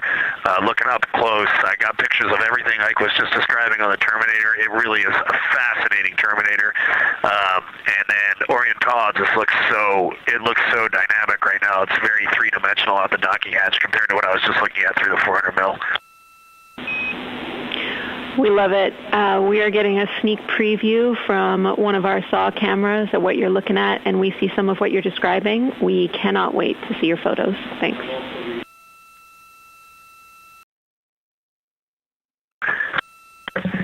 Yeah, Jenny, I wish you had some longer lenses on the solar array so you could see the whole moon, but man, it is, or the up-close moon, not the whole moon, but it is just fascinating here. It's so cool.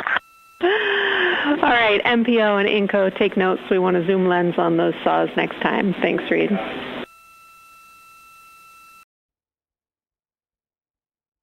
Affirmative.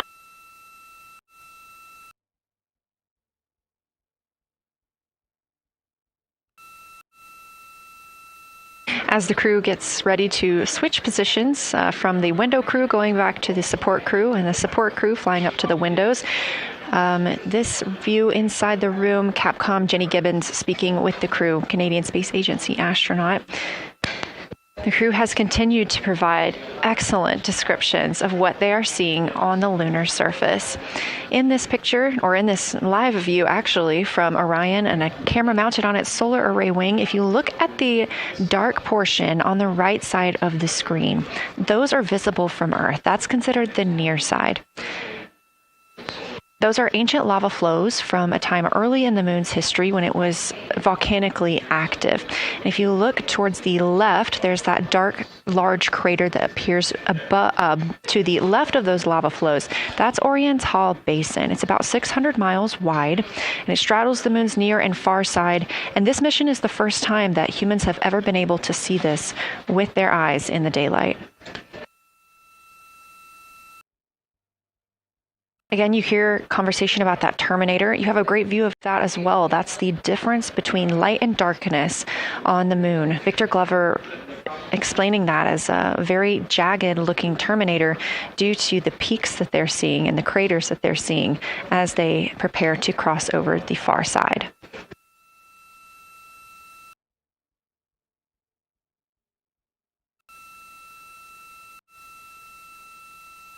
You also heard science officer, the Dr. Kelsey Young, Artemis Science Flight Operations lead, sharing with Victor Glover that his responses are truly something that only human eyes can discern or provide. So we've previously discussed how having humans observing the moon on this mission is being combined with lunar robotic data to help us maximize what we know about the moon. So part of that data comes from the Lunar Reconnaissance Orbiter, or LRO. This orbiter provides the robotic foundation that makes Artemis II lunar science possible. LRO has been orbiting the moon for 17 years, which makes it the longest operated lunar orbiter in history. And it's also the only American spacecraft dedicated specifically to lunar science and exploration. Artemis II lunar observations are designed to complement data like the detailed surface images from LRO. So while LRO provides those detailed high-resolution maps of the moon's surface, the Artemis II crew adds human observations that focus on regional context and relationships between features, giving scientists a larger geologic picture. Now, this combination of robotic and human observations strengthens lunar science. LRO delivers precise and repeatable measurements over long periods of time, while the Artemis II crew contributes real-time visual descriptions and context that robotic instruments alone cannot provide. The best description I've heard while preparing for this mission is to compare the difference in looking at the moon with your own eyes on Earth and trying to take a picture with a camera. The camera truly never does it justice, and it's much easier to describe and perceive what you're seeing with your own eyes than to take a photo. These Artemis II astronauts can rapidly scan wide areas and adjust their focus in real time, as well as describe relationships between features.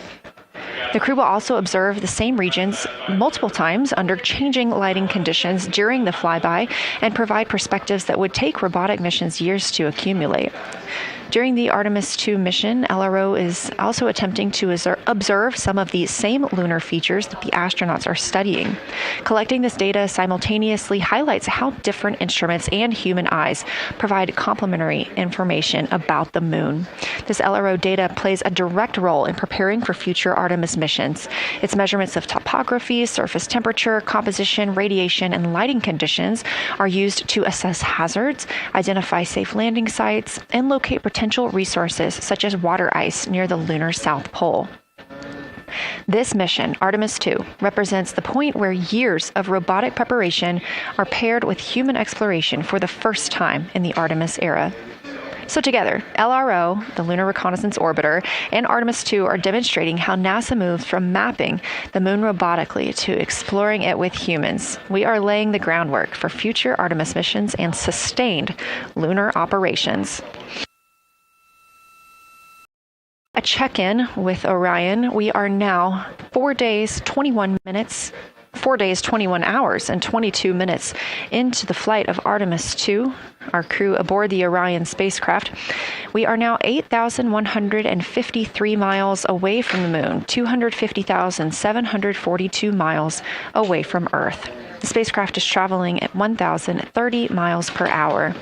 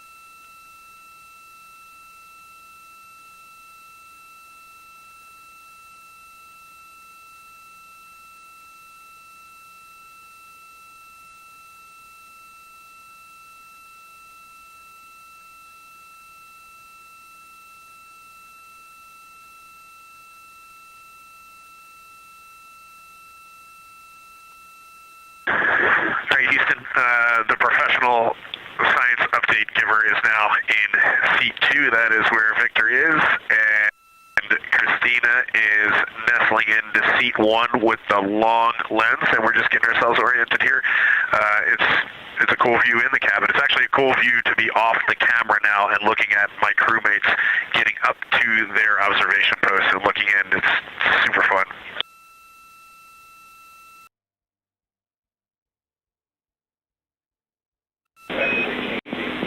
Copy all, Reed. We like it.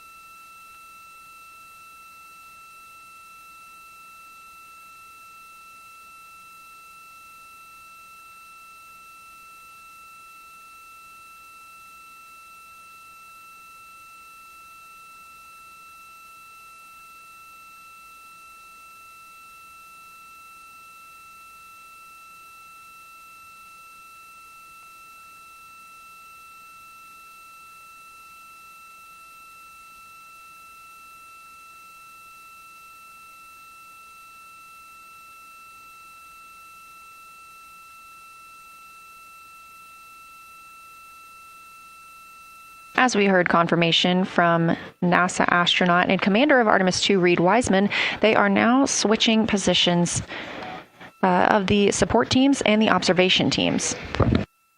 So initially, Reed Wiseman and Jeremy Hansen were at windows 2 and 3 in the Orion spacecraft, taking photos and making annotations in their PCDs, portable computing devices.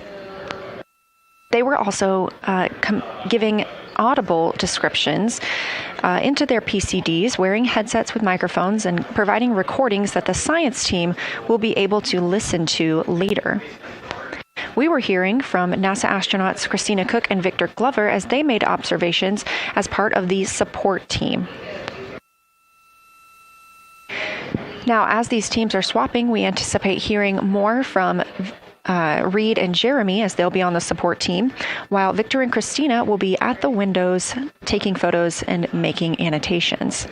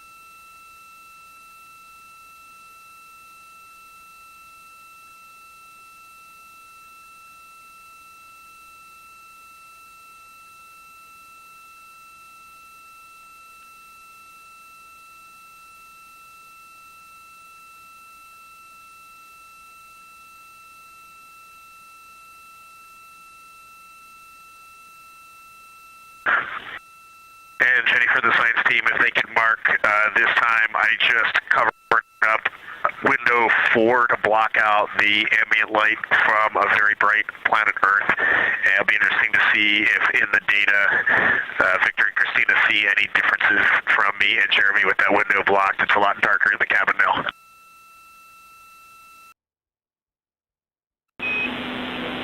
Copy, Reed. We're taking note. We'd be curious too.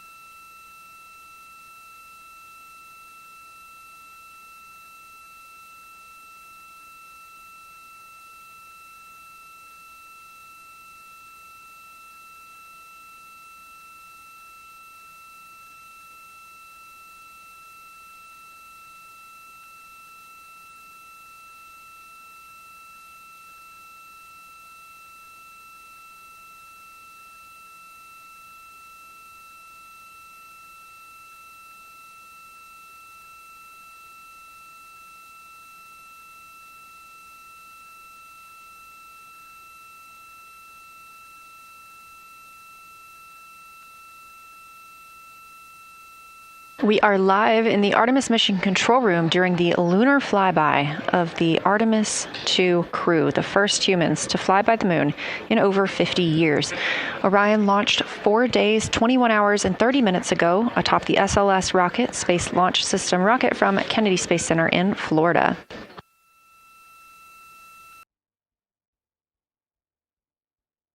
Our 4 crew members inside the spacecraft are transitioning their positions. The cabin and window teams have swapped. Currently at the window, we have Victor Glover and Christina Cook, NASA astronauts, and serving as support, Reed Wiseman and Jeremy Hansen.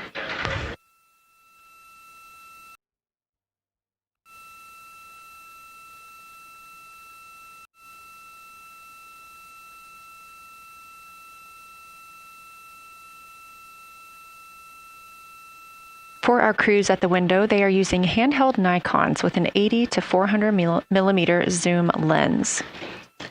There are also GoPros on each of the solar arrays on Orion, and that's where this view is coming from right now. We have an interior camera of the crew as well, but they have dimmed the cabin lights. They've actually turned off the cabin lights to allow them to better see outside of the spacecraft. This also helps prevent any reflections from lights inside the spacecraft reflecting onto the windows while they are photographing the moon.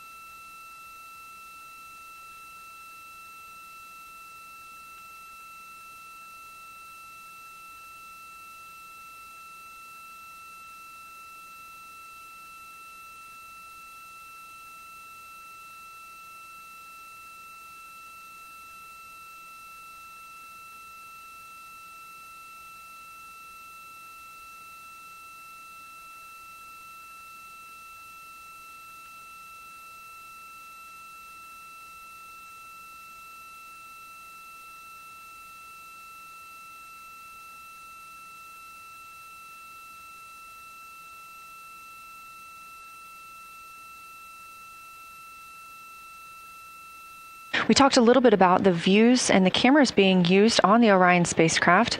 And again, we do have GoPros on the tip of each solar array wing. Now, the bandwidth is a little bit limited because having a crew on board, we do have to downlink a lot more data. That includes their environmental control and life support system. We are not the only data, this view that you see, coming down from the spacecraft, and so we do rely on sharing some of that with the other flight controllers in mission control. This helps the team monitor all systems aboard the spacecraft and ensure the safety of our astronauts.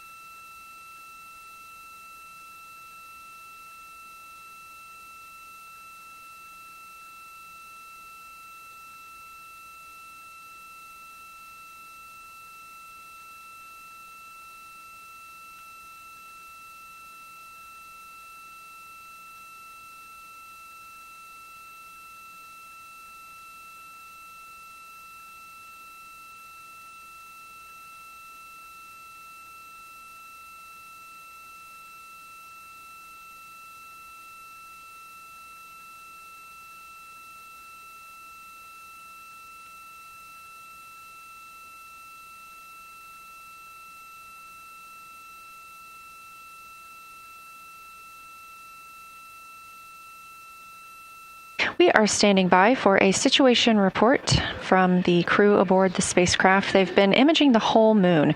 There is now a new crew at the window. That would be Victor Glover and Christina Cook. And so being it's their first time since they have moved up to the window positions, they have a chance to orient themselves and describe and take pictures of any color or albedo variations across the surface. Reminder, albedo is the brightness or reflectiveness. Integrity science for a science sit rep when you're ready.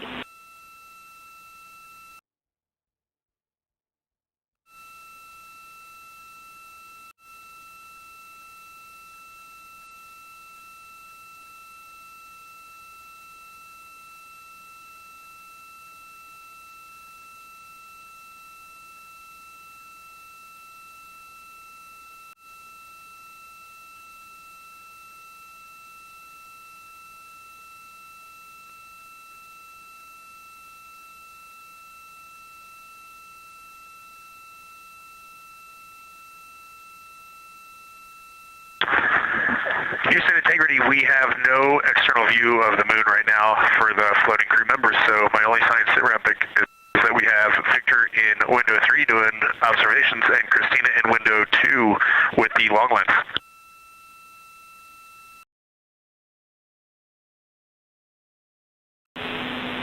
Integrity, we copy. Are the shrouds still on windows 1 and 4? And if so, would you consider trying to get a view through one of those windows?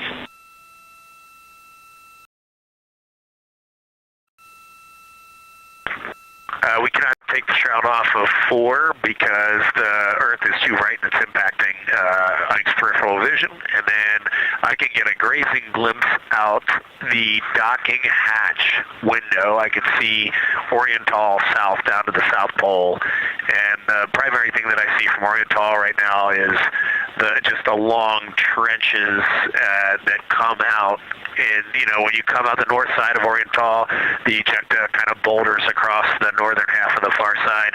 But coming out the southern half of Oriental, I just see those large, here they look like gorges. They're almost like rain when it comes down the Grand Canyon and fingers off into the desert, kind of what it looks like. Also,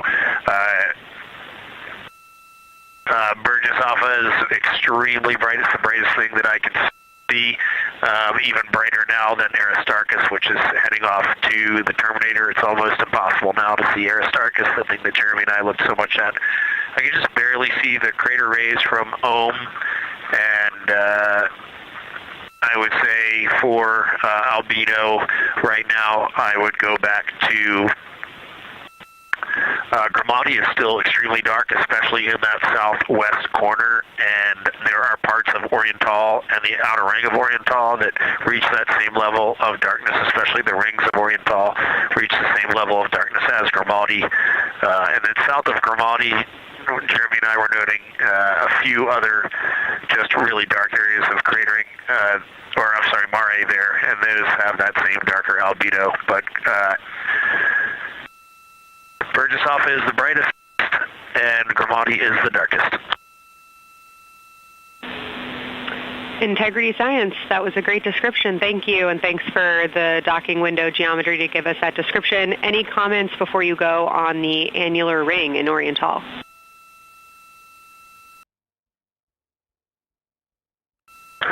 The annular ring, which I think everybody kind of describes as like a pair of lips or a kiss on the far side of the moon from here, is very circular in nature. The northern part of it is wider, darker. The southern part is much lighter. It is very neat looking, and but it is far more circular than I remember it looking in our training. The darkness of the northern side of the annular ring is the same darkness from here out this docking hatch window as the center mare in Oriental. Not quite as dark as Grimaldi, but it is probably only because dust and lunar regolith has kind of impacted over time. Reed, that's exactly what we were looking for. Thanks so much. You have heart hands coming out of the SIR.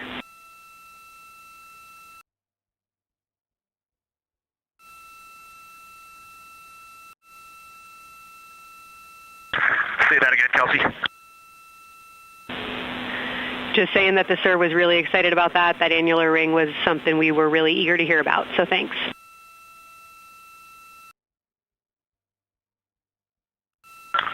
Yep, you bet. And now Victor and Christina are moving on to Oriental. I got them situated over there a little bit late.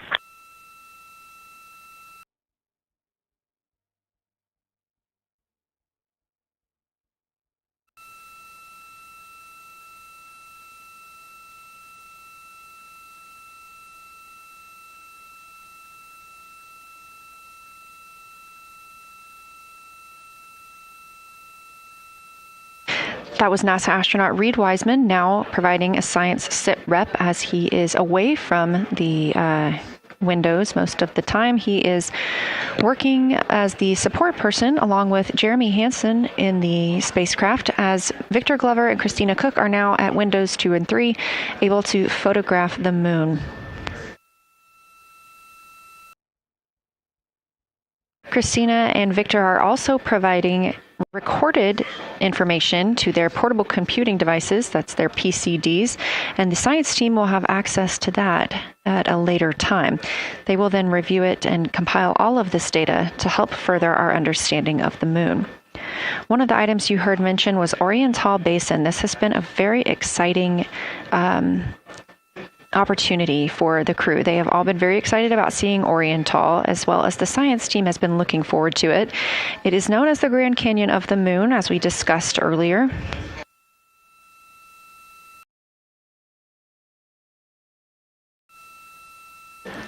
From the pictures, the science team is hoping that the crew will take centered images of the entire basin and surrounding craters in a single frame, but also use those 80 to 400 millimeter zoom lenses to create a mosaic entire basin.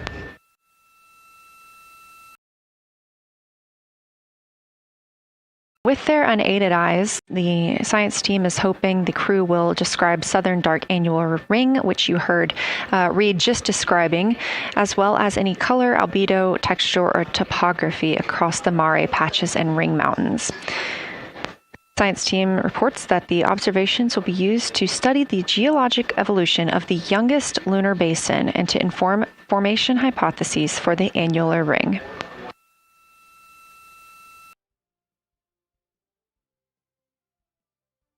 And again, another fun fact about Oriental is the diameter is the same distance between Johnson Space Center, where we are today, and Kennedy Space Center, where the crew launched on April 1st.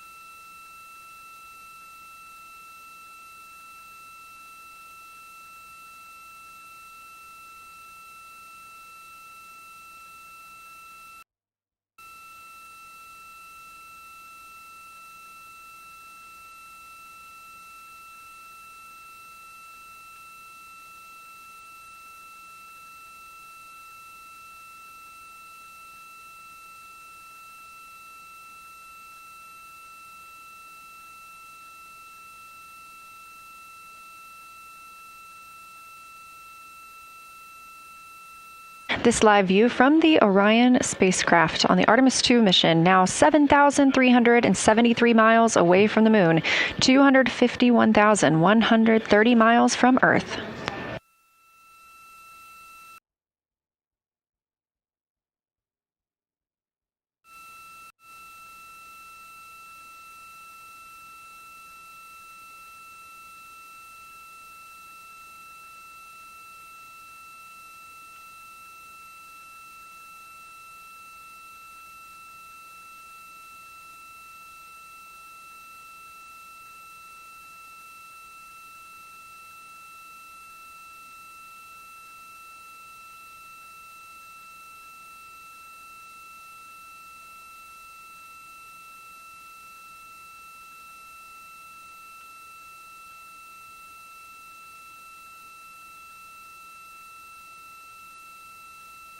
Again, the Artemis II crew passed the Apollo 13 record of the humans farthest from the Earth today at 12:57 p.m. Central Time, 1:57 p.m. Eastern Time.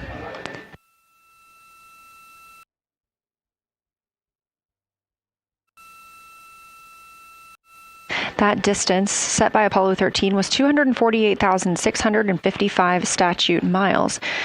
We have clearly passed that, and we expect to pass that by about 4,105 miles. That will be when the spacecraft reaches its farthest distance from the Earth. It could be around 252,760 miles, but again, these are approximations and our targets, and we will make sure to report back the final numbers once we have them.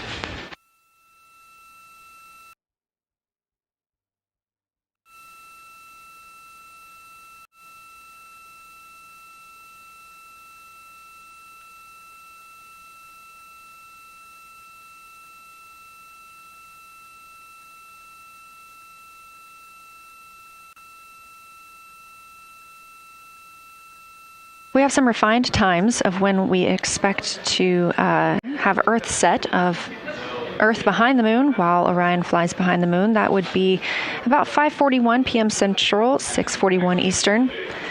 The spacecraft would make its closest approach to the moon at 6 o'clock Central, 7 Eastern, and that would be about 4,066 miles. And then at 6:02 p.m. Central, and the spacecraft will reach its farthest distance from the Earth. We anticipate that'll be about 252,755 miles, which would be 4,111 miles farther than Apollo 13. We would see Earthrise again at 6:21 p.m. Central Time, and a few minutes later, regain communications with the crew.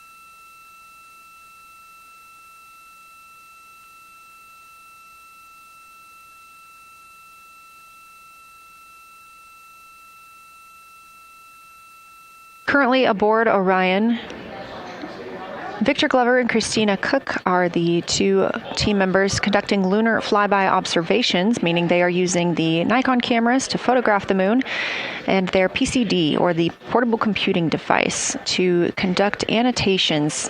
They are both recording information that will be downlinked to the science crew, and tomorrow morning the science team will have a conference with the team while the information is so fresh. They'll be speaking with the crew about their observations and their data collection.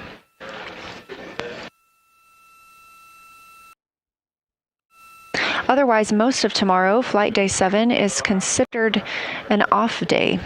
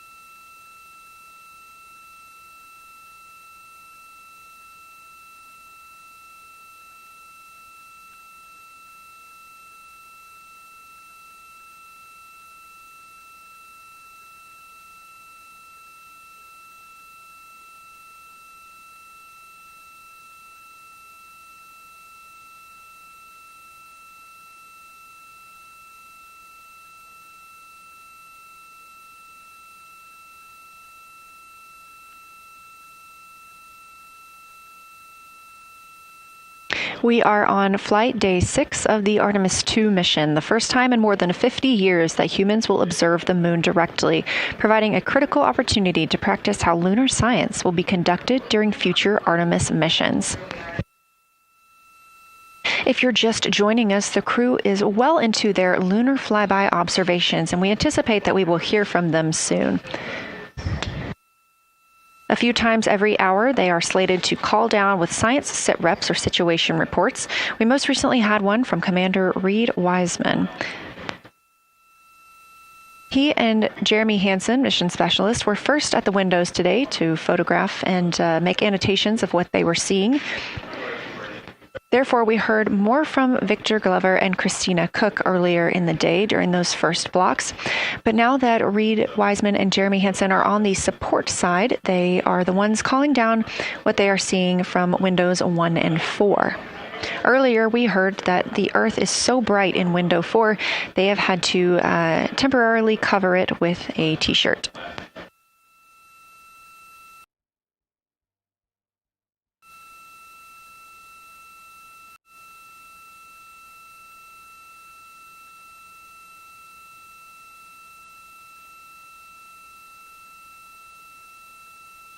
The moon preserves a near-continuous record of solar system history that has been erased on Earth because the moon doesn't have an atmosphere. So things that we experience on Earth, like weather or plate tectonics, don't really apply. So the lunar surface retains evidence of ancient impacts, volcanism, and solar activity that scientists can study today. And studying the moon helps scientists understand how planets formed and evolved, how the moon influenced our own planet Earth's history, and how the sun shaped conditions across the inner solar system.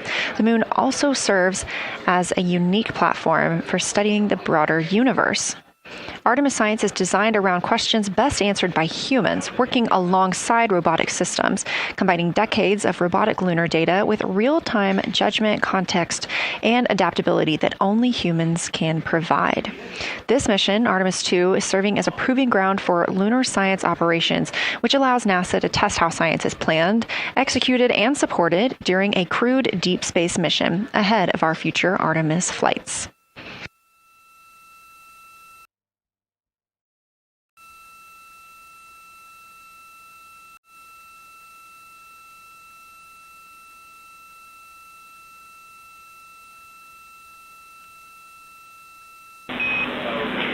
Integrity, time for a window team position swap.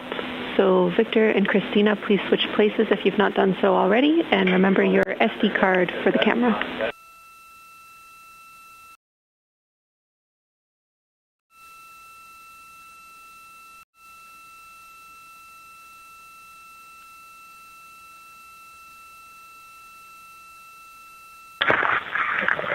We're in the swap right now. They're wrapping up their last comments, and they'll switch over and change guard from the long lens. Copy.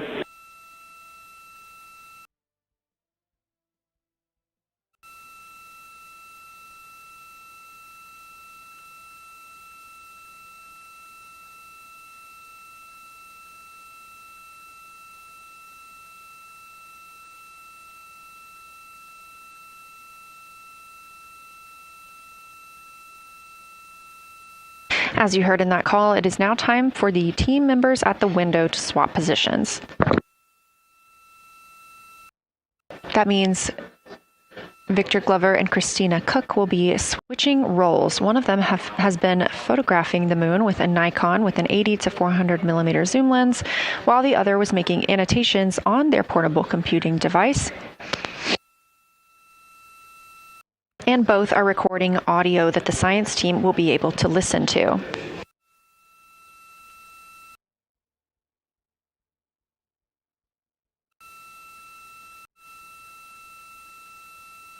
We are now 2 hours and 10 minutes until we expect to lose signal with the spacecraft as they fly behind the moon. And the next target for the crew is considered a crew choice event. They have the option to focus on any regions or patterns or features that interest them. The science team has asked the crew to capture pictures that illustrate their choice, as well as at different zoom levels, and to describe why those certain features or regions caught their eye.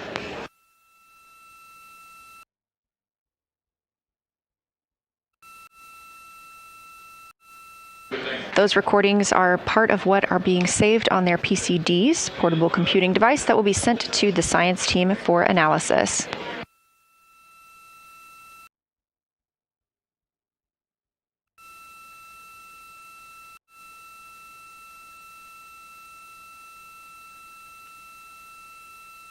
The crew has been allotted 8 minutes for this crew choice event, and it's also a time for a scheduled sit rep or situation report.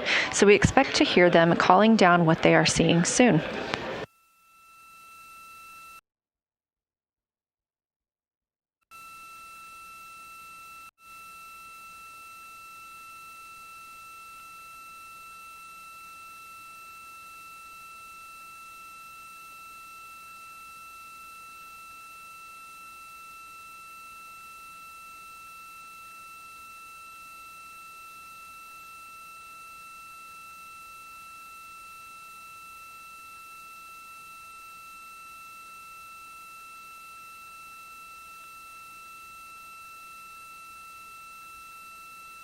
Something that the crew or that the science team has used to help prepare the crew is a cue card.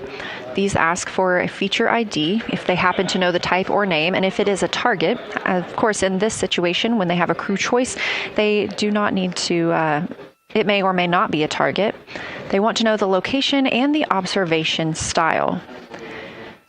They've also asked for the geometry of what's being captured, the size, shape, boundary, and preservation, as well as the color and shadow. So the color tone, the albedo, that reflection or brightness, and any shadows or illumination. Next, they're interested in structure and texture. That includes slopes, structures, and textures, of course, and geologic relations, like association to other features, any contact to those features, and of course, their thoughts, impressions, or interpretations. They are interested even in emotions and excitement that the crew may be having.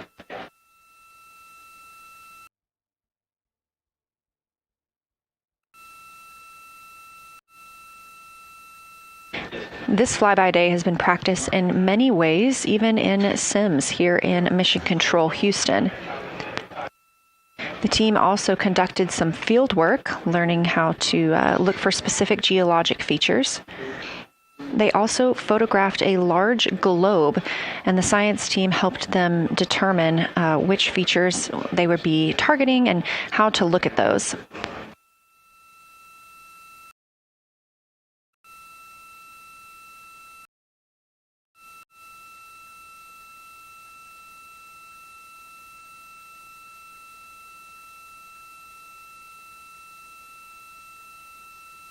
We have a few more minutes that the crew would be photographing their crew choice. Again, this is NASA astronauts Victor Glover and Christina Cook at the windows.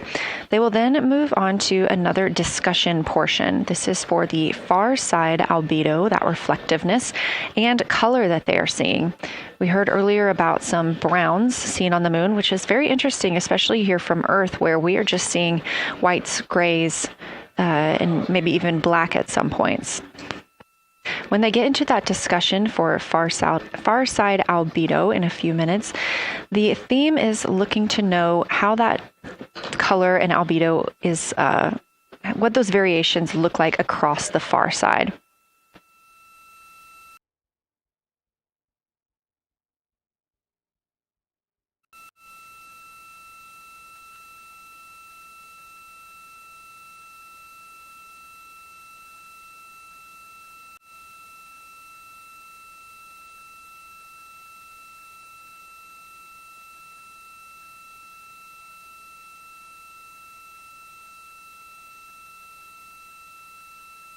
On the right side of your screen, the Science Evaluation Room, or SIR, where team members are looking real time at what the crew is seeing.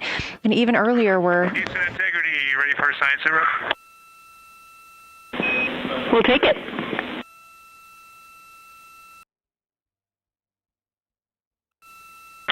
Okay, the crew has swapped positions. They're in their crew choice.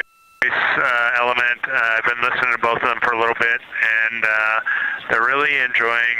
They both decided to pick the Terminator, and they're spending a lot of time looking at the Terminator, just talking about the resolution that they can see, the depth of the craters, and the various interesting and unique excavations that they can see.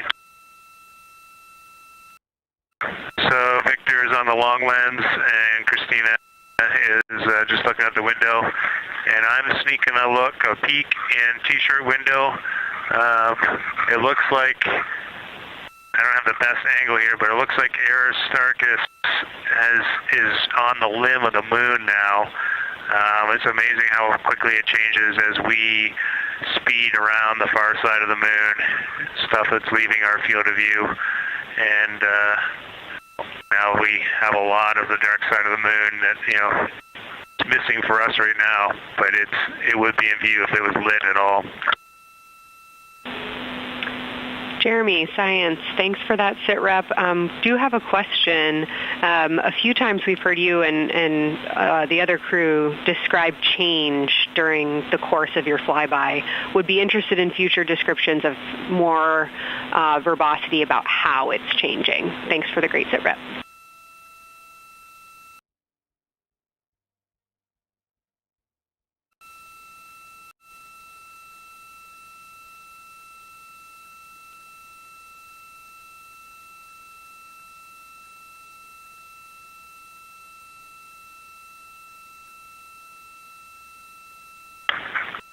Yeah, Kelsey, sounds good. We are definitely keeping an eye on that.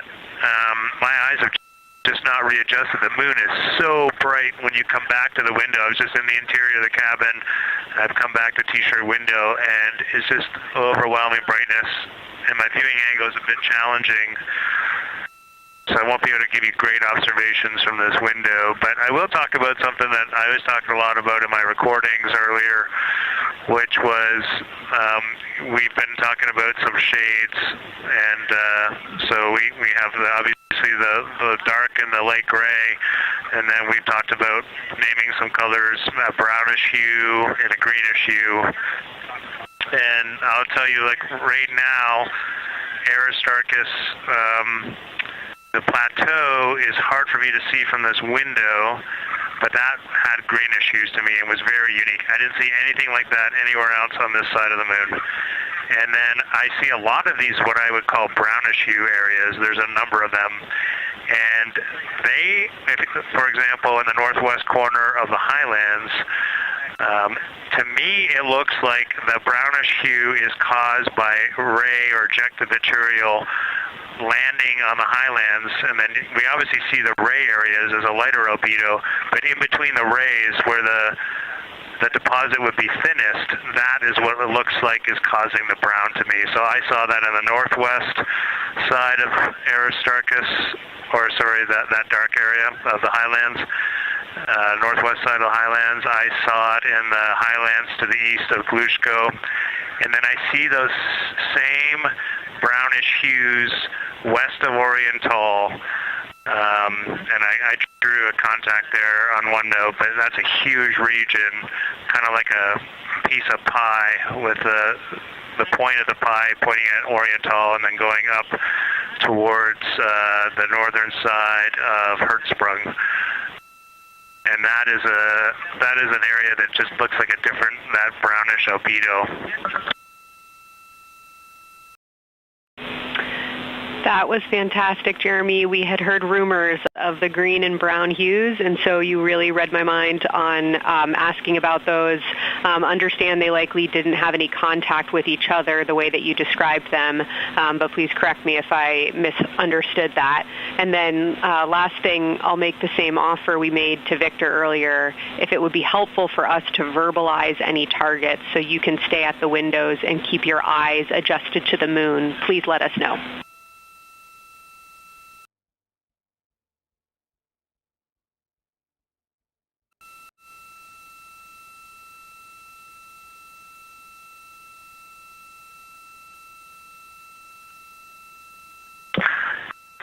If you got something you want us to look at, Kelsey, you can send it on up.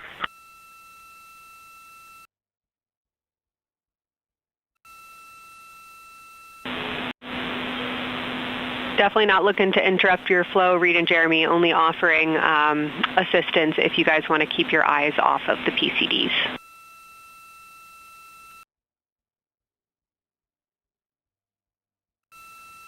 Oh, I see what you're saying. Okay.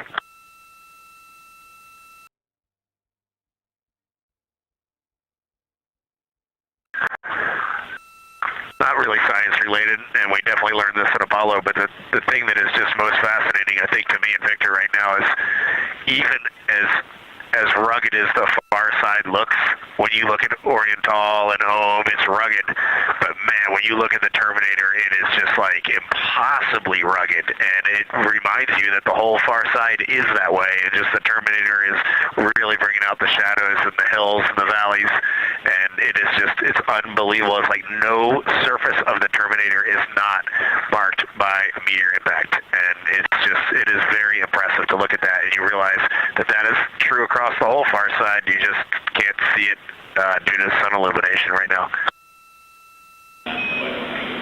Reed, Houston copies, and we were commenting on the same thing. Even from our view, the Terminator looks absolutely alien because there's just so much texture in there that we're just not used to seeing. So thanks for sharing that with us.